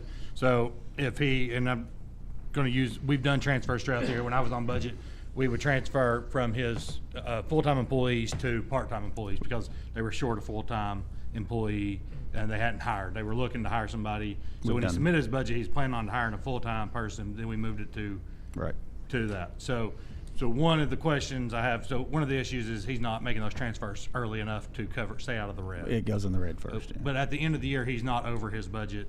No, he's not. Okay. So, or is he giving money back? If he has money. I mean, has he the last 2 years, each year? I would say yes. Most departments do. I think we did a report on that for Tracy, the last 12 years of what departments had turned money over. I still have that. Sorry, I don't have that in front of me. I just was asking that question because my confusion is if we're over codes or if we're over budget. Coming from my background from city, budget and codes are, kind of intertwined here. I know it's different, so that's why I wanted some clarification. The only thing that am concerned about is when a department goes in the red, just like with the veterans officer. I don't have a problem with a raise. I need a funding source because that code cannot support that raise right now. So, and that would put that in the red at the end. So, yes, I do get concerned about payroll codes. Thanks. Commissioner McCamey. These two offices, Finance and Election Commission, are literally across the hall from each other. Did you ever go and try to talk to Mark and say, hey? Several emails. I'm not emails, I'm saying talk to it. Mark won't answer an email. He comes over and talks to you. Yes. Okay. We've talked. So why couldn't this have been worked out between the two of you? It should have been. It should have been easy transfer is what it should have been. I mean, a motion to a vote of no confidence, I don't think in my time on county commission we've ever had that come before us. And I'm not comfortable with a motion to do that. I mean, like I said, if I need something from Mark, I go talk to him at his office. And if I need something from Robbie, I go to his office. and their offices are just across the hall from each other. There's a difference 12 feet between them. You know, I don't know why this couldn't have been worked out between the two without coming to the county commission and I can honestly say with Commissioner McCamey, my intent was never a vote of no confidence. I just wanted his budget amendments, and I got it Sunday night, and he's known since December 17th, actually since December 13th, that, so it took a month to get a budget amendment, and it came Sunday night on the day before a holiday. So yeah, I mean, that's not my intent. I'm not into politics, or do I care about any of that? well, no, that's what I'm saying. I've not always agreed with some of Mark's decisions, and sometimes I don't agree with your decisions. But you know, the two of you are in that position, and it seemed like it's just a standoff here for some reason, and I don't understand it. Well, to answer your question, Commissioner McCamey, we didn't have an election commission meeting in December, so that's the reason why we held off and waited until the commission meeting in January, make that decision on what they wanted to do. Obviously, we want to do a transfer. We want to work this out. We want to move forward, and we did that. And I submitted it. Then it's in the budget office right now, ready for February. Okay. All right. Thank you. The chair recognizes Commissioner Yeager. I make a motion to call a question. Question has been called. Let's see a second. I have a second. So we'll just do a voice vote on this? 2/3. It has to be 2/3, okay. All those do we understand the motion on the floor? A vote of no confidence and send that to? No, we gotta vote on the motion. Oh, sorry. Okay. It's okay. Vote to call the question. Okay. Yeah. All those in favor? Aye. All those opposed? It passes. So now the motion is, to have a vote of no confidence and send that to the Election Commission of Anderson County, state representatives, and Trey Hargett and State Election Commission. All those in favor say aye. Aye. All those opposed? No. Let's have a hand vote. All those in favor? That's 1, 2, 3, 4, 5, 6, 7, 8, 9. It passes. Okay. Okay. Okay. Can we set that up on the board? Okay. Let's go to the board and vote.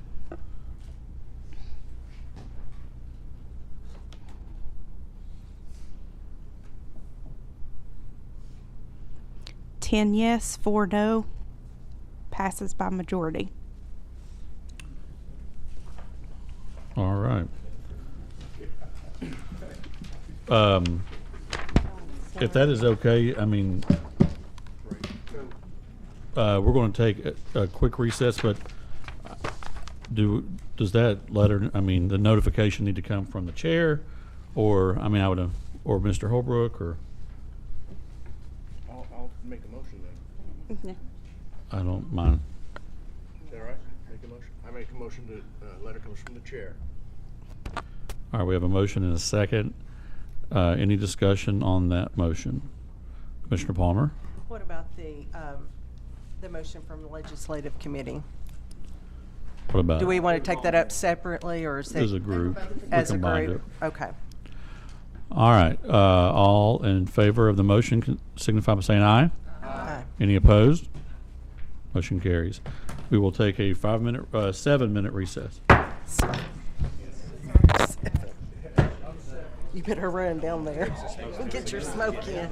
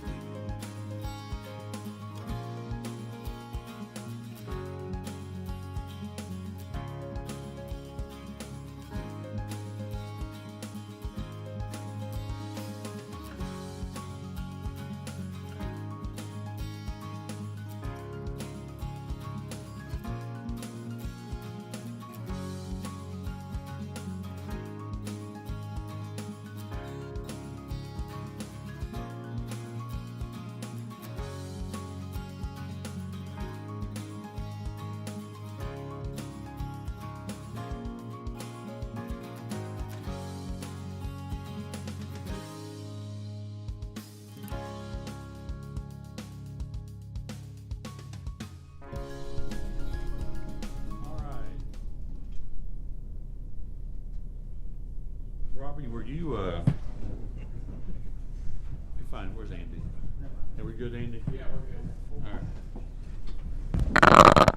Robbie, we just absolutely blew your report up. That's okay. Were you done? No, we have the finance. I'm done with budget. Okay, so. And I do have finance minute. The one action I did try item. to put these on the consent agenda, and you said no. You crapped the whip on me. So. Just expect that gun shyness for the next little bit. So. Anyway, from the Finance Committee, we did have one action item. We had two, but this one only needs. This is the only one that was a recommendation to commission. Was for CashVest, to use CashVest as a management tool for our funding of our how we fund, not how we fund, or how we make money on our cash that we have in the banks. They do a cash analysis of cash managed by analyzing liquidity data, allowing them to make informed decisions about how to best utilize their cash for maximum yield. They don't invest it for us. They just tell us kind of how much cash we have to invest. And they do that by doing an analysis of a couple of years back. I will say last year, Regina is currently makes those decisions about how to invest our money, and she's done a really good job. Last year we made over $1.1 million in interest from our investments, but the LGIP account has gone down. It's at 4.56 now, so this may be an opportunity to use another company that they research banks too, and interest rates and CDs and things like that, and can give you advice of where to invest your money, but it's still up to us. They don't have any interest in the investment, just the analysis that they're doing for us. So the Finance Committee thought it could be an advantage to try them out for 1 year and see what kind of investments, how well we can do. I know Phil is passionate about it, and Regina's also here if you have any questions about that. But the motion was to recommend to commission. All right. Is there a motion?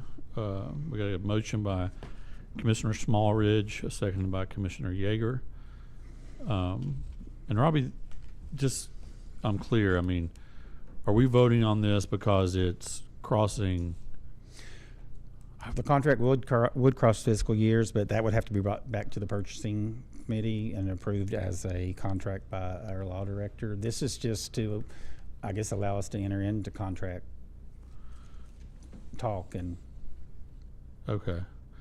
Commissioner Wandell, you're recognized. Thank you, Mr. Chairman. Robbie, we talked briefly about it, but do we have a credit application if a company's wanting to do business with Anderson County? Do we require them to fill out any type of information and complete it before we make a decision on issuing a contract? We do have we'll receive a W-9 from them. But we don't do it prior. That's after the contract. That would be before we issue a purchase order or any kind of enter into it. Yes, before, I want to say. I'd like to see us kind of do a little cursory check on the company to make, and I know it's going through the state and other states and right. It's County Commissioners Association, Tennessee County Mayors Association, all that kind of good stuff. But I just want to make sure that the company's in good standings, Dun & Bradstreet stuff, that kind of stuff. Yes, TCSA, Tennessee County Services Association, and National Association of Counties both endorse this product. So, all right, Commissioner McCamey.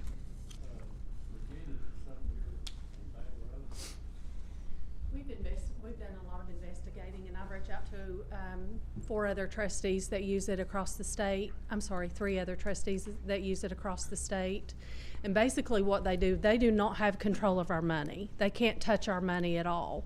They are essentially just data driven. We provide them, Robbie and I would work with them, we would provide them the data that we, over probably the last couple of years, they look at your operating expense, they look at your collections, and they take that data and they would help us build a portfolio by saying, okay, your cash flow is going to allow you to invest so many millions of dollars for so many months. And then so many other millions of dollars. So they're going to give us something where we can build where we've got different maturity rates and different investments. So right now, the most that we can go is up to 18 months by law, unless you get special permission. But it's hard to know exactly how much you can invest for that long term, because you don't want to tie yourself up where you can't get a hold of the money. They're going to take that data and allow us to know more about how long we can invest or how much in short term we can invest. And that's kind of what they are. They don't, but they have no control over it. They would do that, and then they would get back with us and say, okay, we've got this list of banks, and this is the interest rates, and this is the amount of time that you could invest in it.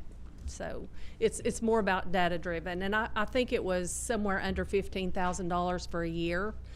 You know, and they tell you, like I said, how much they provide you with a list of different places you can invest as well.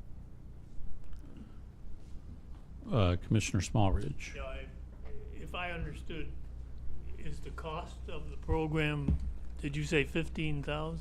It's under 15,000 to do what we've talked to them so far about, and that's just gathering the data to allow us to build the portfolio, know what our cash flow is, and then provide us with a list of different places that you can invest. They have other options that you can do too, where it would be an additional fee, but that's not something we've entered into or even looked at a whole lot yet. They can help you with an RFP to bid out your main accounts. We have to bid those out ever so often, and they will help you with an RFP to do that as well, and kind of help you analyze where your main account is, and you know, how much it costs and things like that. So it's actually $14,900, and those are 4 quarterly payments of $3,725.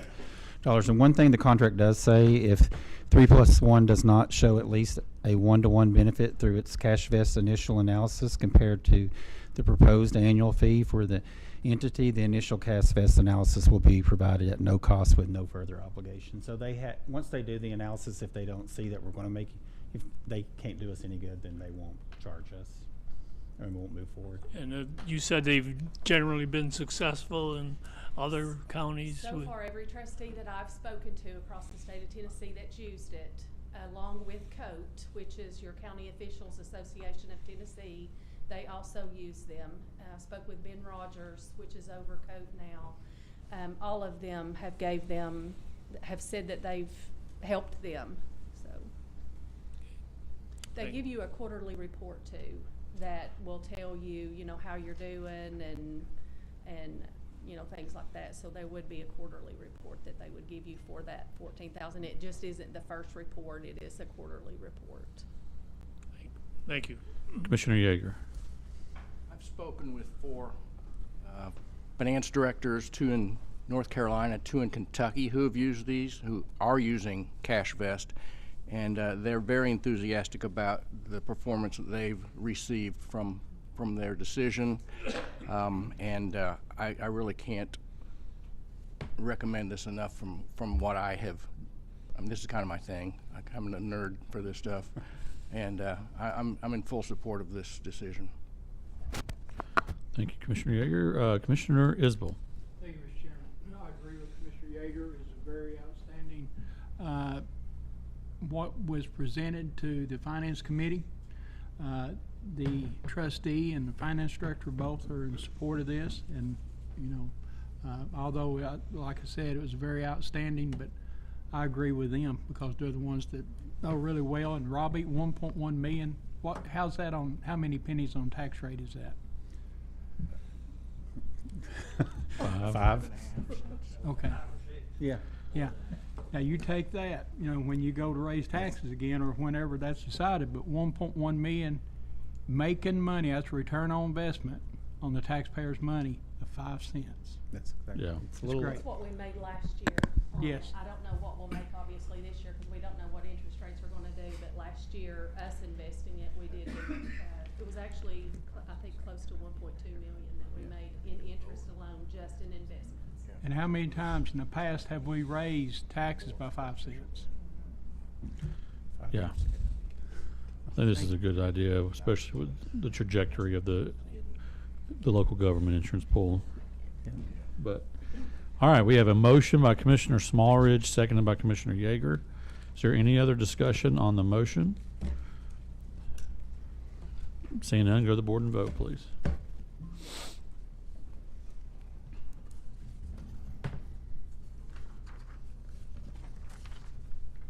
Motion passes. Okay.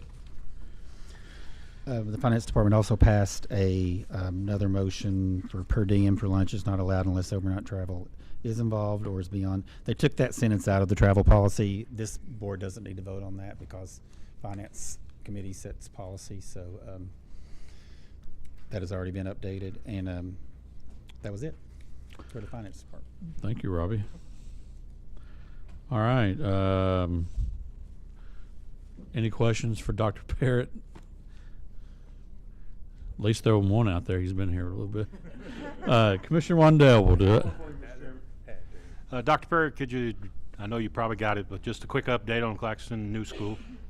Claxton School, if you go by there, the inside of the building is almost completely, it's all demoed. We just not got everything out of it yet. February 3rd is when the bids open. We had the pre-bid last week. There were 3 or 4 big companies there that were hoping get a little good bidding going on with that. So we will know on February the 3rd. So everything is right on.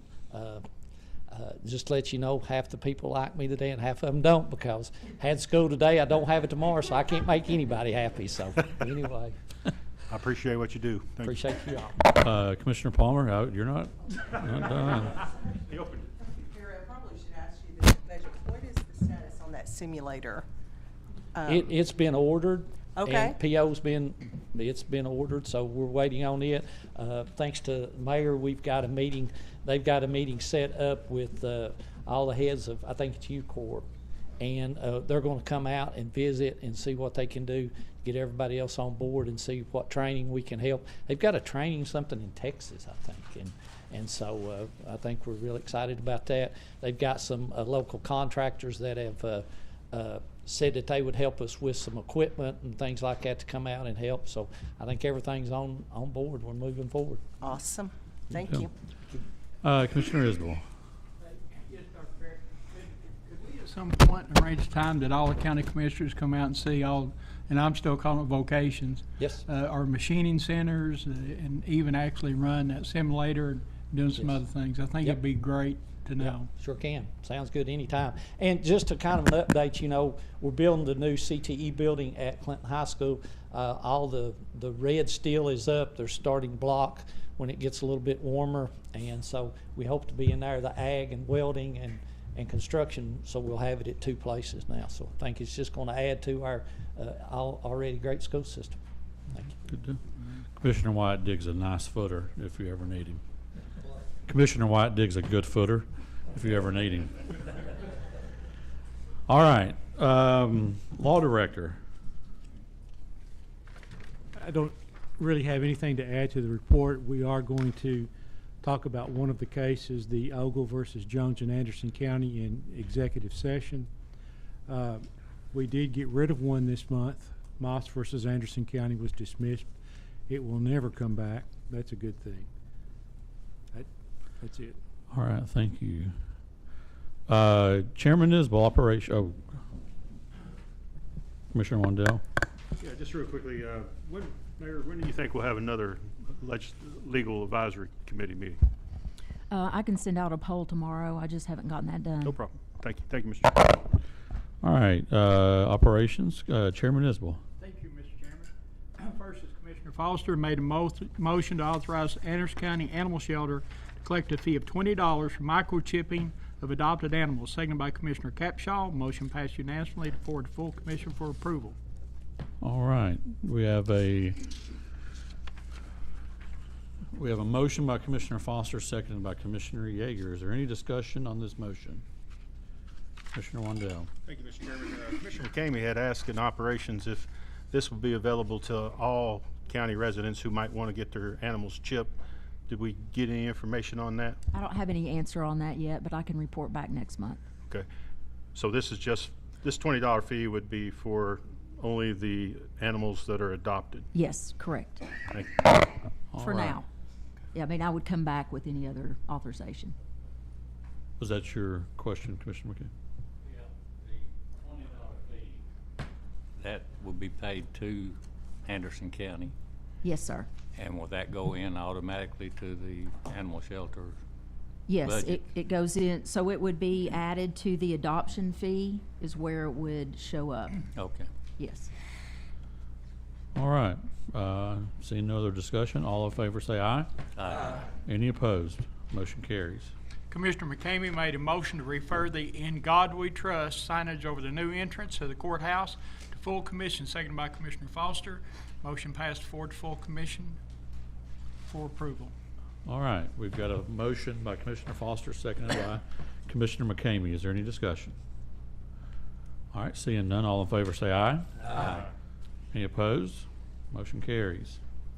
And other than some announcements, that concludes the Operations Committee report, Mr. Chairman. Thank you, sir. Legislative Committee report, we've already taken one action item, but Chairwoman Palmer. Thank you, Mr. Chairman. Legislative Committee met on January the 9th and discussed the Education Freedom Act of 2025, which is House Bill 001 and Senate Bill 0001. Commissioner Vandergrift made a motion that we support the joint resolution opposing the vouchers that passed previously. Seconded by Commissioner Smallridge. Motion was passed forward to full commission for approval. Thank you, ma'am. All right, we have a motion by Commissioner Yeager, seconded by Commissioner Capshaw. Is there any discussion on this motion? Does this resolution specify? So the House bill? resolution was sent to all of the commissioners right before this meeting. It specifies in the title the particular bill, this House Bill 001, Senate Bill 001. Okay. Commissioner Isbell. Mr. Chairman, it's the same that we had asked last year. Yeah. The Just only bill difference changes. is this is not a joint resolution because it's just going to be from the Anderson County Board of But the wording's Commissioners. the same. But And it's the exact same wording. And Dr. Parrott, you did say the school board did. Okay. They passed theirs, Little Creek has passed theirs, Lake City's passed theirs. Okay. All right. Is there any other discussion on the motion? Seeing none, all in favor say aye. Aye. Any opposed? Motion carries. Thank you all for your support. All right. Is that That concludes. all right? Vice Chairwoman Vandergrift, the Opioid Settlement Committee. The Opioid Settlement Committee met on January 7th. We had two items that we needed to bring before commission. The first was a motion made by Commissioner Beauchamp, seconded by Commissioner Isbell, to adopt, pending the approval of the law director, the opioid the opioid service provider agreement drafted by the UT SMART initiative. The motion carried unanimously. All right. Do we have a motion? That was approved by the law director. We did send Since it. then. Since then, it's been approved by the law director. All right. We have a motion and a second for approval. Any discussion? All right. All in favor say aye. Aye. Any opposed? Motion carries. The second item to bring to commission was a motion made by Commissioner Beauchamp, seconded by Commissioner Anderson, to allow the UT SMART initiative to conduct a needs assessment for Anderson County to begin in February of 2025. The assessment is expected to take 3 to 6 months, and the motion carried unanimously. Thank you. All right. We have a motion and a second for approval. Any discussion? Seeing none, all in favor say aye. Aye. Any opposed? Motion carries. And that concludes the opioid committee report. Thank you. Fire Commission report, Chairman Wandell. Thank you, Mr. Chairman. You have the report in front of you. If you got any questions, you can let me know. The main thing that was discussed in the meeting, there was a motion to request funding for the fire departments for the 25-26 budget cycle, so this is my formal request to have the Budget Committee, if they will, take that up. I spoke briefly to Robbie about the idea of any funds that are returned to the budget each year to perhaps figure out a way to allocate funds for the fire departments. As we all know, when we pay our property taxes, many items are outlined in that, whether it be the schools, sheriff's department, so on and so forth. It'd be nice to have fire protection listed in there as well and have a direct amount allocated. As we all know, the truck resolution is no longer in existence, so there is no funding there. This body and the Budget Committee was very kind to allocate funds from the ARP funds last year. That helped offset a lot of the costs for these volunteer fire departments. So we'll get a number next month from the Fire Commission. I've asked them to kind of think about it, and but if the Budget Committee could start taking that up and looking at the idea of funding the fire departments, it'd be helpful. All right. That concludes my report, unless there's any questions. All right. Commissioner McCamey? Yeah, we had the truck resolution, that's what we all refer to it as, but and that was somewhere to the tune of $250,000 a year when it started, and we would provide that, and in turn they would provide first response. They're still providing first response, but there's nothing that we have guaranteed them. So I'd like to see some monies put toward that, because they are still responding as needed, and it's really come in handy the last 3 or 4 days with the snow when they were out cutting the trees and all that were on the properties and out in the middle of the road. They were the ones there, you know, taking care of a lot of that. So I would like to see the Budget Committee consider something, and maybe we need a resolution of some kind that they will provide those services in return for whatever the Budget Committee could come up with. Yeah. But I think we need something to, you know, in writing to say that they're going to do that, because we never know when one of them is going to say, hey, we quit. We're not doing that anymore. Yeah. That we could expect. Yeah. Yeah. So. All right. Commissioner Bowe. Thank you, Mr. Chairman. Gentlemen, it's already happened. The Medford Volunteer Fire Department announced, I think it was back before Christmas, Commissioner Wandell or Commissioner Beauchamp can attest to this.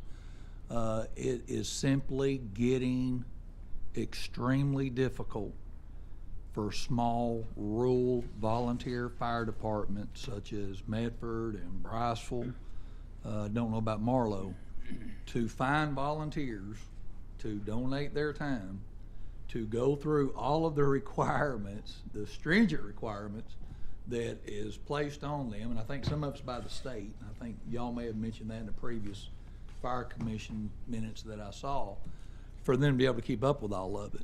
And I'm with you. I hate the fact that we don't have that first responder agreement, because that is a very big, large safety benefit to the people in the rural areas of the county to be able to do that. It would be difficult for all of them to continue to do that without having some type of way to help them with that. So I'm certainly in support of that as well, to find some type of financial assistance that we could give to those small departments. I think Tracy made the comment in one meeting I was in, if we were able to add up all of the funding that these rural volunteer fire departments save the county each year by the service they perform, it would be an astronomical cost. So I'm certainly in agreement with that. Thank you, Mr. Chairman. Yes, sir. Commissioner Isbell. Thank you, Mr. Chairman. I agree with both commissioners, and I want to say thank you to the city of Rocky Top, because what happened is our first responder agent, he actually got hurt. It was a life and death situation. Been out on a call when we had a bad storm, cutting a tree down. So we lost the guy that we depended on. Who was out there, you know, night and day doing whatever. So the city of Rocky Top has actually went in, and Chief Braden's doing, even on his time off, he's doing first responder calls. But thank you. Yes, sir. Commissioner Wendell. Mr. Chairman, real quick, I appreciate all the comments, and I know the fire folks will be appreciative as well. And it really is encouraging when you're sitting there around with all these gentlemen, and they want the municipalities to be in with them. And I know we could argue that they get funded, and it's not fair or whatever, but it means a lot to the volunteer firefighters and the municipalities who are stepping up. City of Oak Ridge especially, I think Clinton, obviously Rocky Top, and so I appreciate the conversation. I do know that Marlowe is still active. They may not be running calls for first responder, I guess it's called, but they're still doing their thing the best they can, and I just want to make that point. And there are certain volunteer fire departments that are benefiting other. I know that Claxton has supplied a few over to the city of Rocky Top.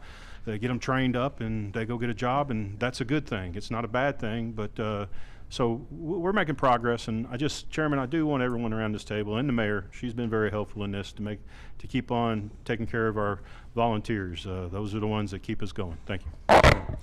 All right. We don't have any unfinished business, or no new business. Is there any, at this point? Okay, Commissioner Isbell. Again, thank you, Mr. Chairman. Yes, sir. But I saw something on the news today, Commissioner Yeager, about the land bank in Oak Ridge. Would you care to talk a little bit about that? I'm not on the land bank. I don't attend enough meetings. I didn't know if you knew anything about it or what it actually is. It looks like they're gonna have some more development there with housing. I'll tell you what I know. If this is the downtown project you're talking about? Yes. All right, the land bank has, I don't think the agreement is officially signed, but it's a firm that has proposed to apartments, three different buildings, one active senior, one for short-term lab-related type of tenants, and the other for just regular rent. There will be retail components to it eventually. They just need to, dollar-wise, they need to get things built and people paying rent for the next phase. But that has not been finalized. I've just seen the drawing of the three apartment buildings. You know more about than the news. So it's the next step is probably in a couple weeks where the land bank approves the. And that's the 7 acres that's right in front of Yeah, the exactly, mall. right. Yeah. Yeah, so they've tried to develop it for quite a few years. They've had people who have made proposals that have fallen through. This is I don't know about our last, but we only had one RFP answer this time, and so I believe that it will be success. It will be done. It'll be built. I hope it'll be successful, but I believe that this one will actually get done. Great. Thank you. Yeah. Thank you, Mr. Chairman. Yes, sir. Commissioner Wendell. Thank you, Mr. Chairman. I just wanted to give a quick shout out to the Anderson County Highway Department, Sheriff's Department, EMS, the Volunteer Fire Department, Anderson County Rescue Squad for all they've done during the snow event. EMA was very organized and helped round up everybody, and I was just very impressed with everybody, and I just want to say thank you. I know Gary Long catches a lot of static sometimes on it, but I can tell you this. If a community member calls me and tells me a road, I'm able to reach out to Mr. Long, and 9 times out of 10, he'll get to that road. So I appreciate everybody's patience and thank all of them again. Thank you. All right, Commissioner Capshaw. Real quick, I wanted to, this past Sunday, we celebrated one of my District 6 residents, her 100th birthday at my home church. Mother Levada Bright Chisholm, she was also an educator. She went to Knoxville College, and she's poured into that neighborhood and the Scarborough community as well as Oak Ridge residents. My second was a Y12 giant. I went to her funeral mass today, was Edwina Crow, who I met as a child, and she has poured into youth in Anderson County, in Oak Ridge. Internships, just you may not have known, I was a high schooler at Y12 and ORNL, working during the summers, doing biomass remediation research because of Edwina Crow. And she just has done so many things, and I just wanted to recognize that. Thank you, ma'am. Thank you. All right, is there before I explain the executive session, is there a motion to go into executive session? All right, we have a motion by Commissioner Beauchamp, seconded by Commissioner Foster. All in favor, say aye. Aye.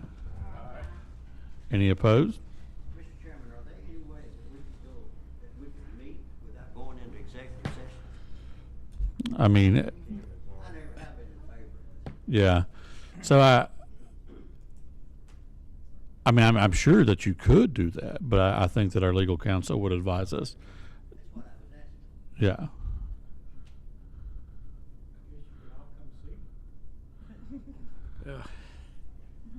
I don't know.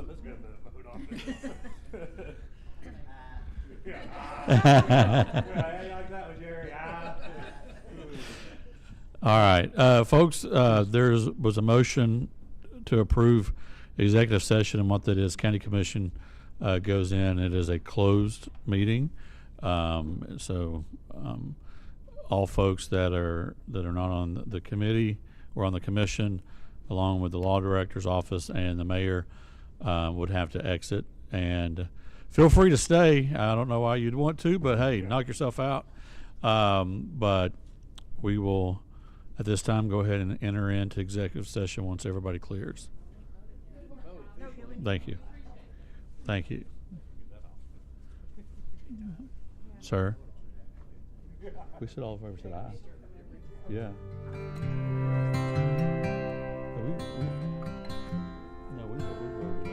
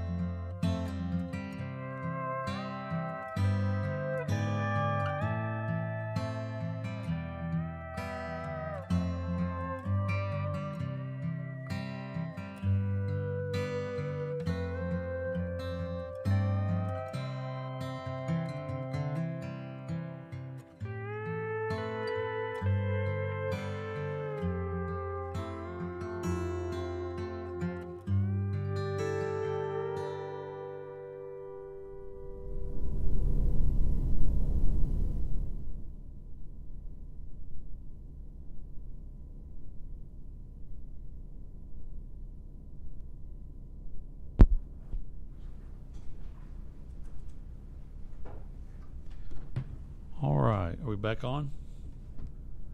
All right, we are back from executive session. Is there anything else from the body? Mr. Commissioner Wandell? Mr. Chairman, I'll make a motion that we end the executive session, go back into regular session. All right. All right, we have a second. All in favor say aye. Aye. Any opposed? Motion carries. All right. Is there anything else to come before the body? Mr. Chairman, Madam? I would like to make a motion that the law director and the mayor, when they have mediation on the 29th, that they negotiate on behalf of the county. Okay, we have a motion and a second. Is there any discussion on this motion? All right, seeing none, all in favor say aye. Aye. Any opposed? Motion carries. All right, anything else to come before this body? Motion to adjourn. All right, motion to adjourn.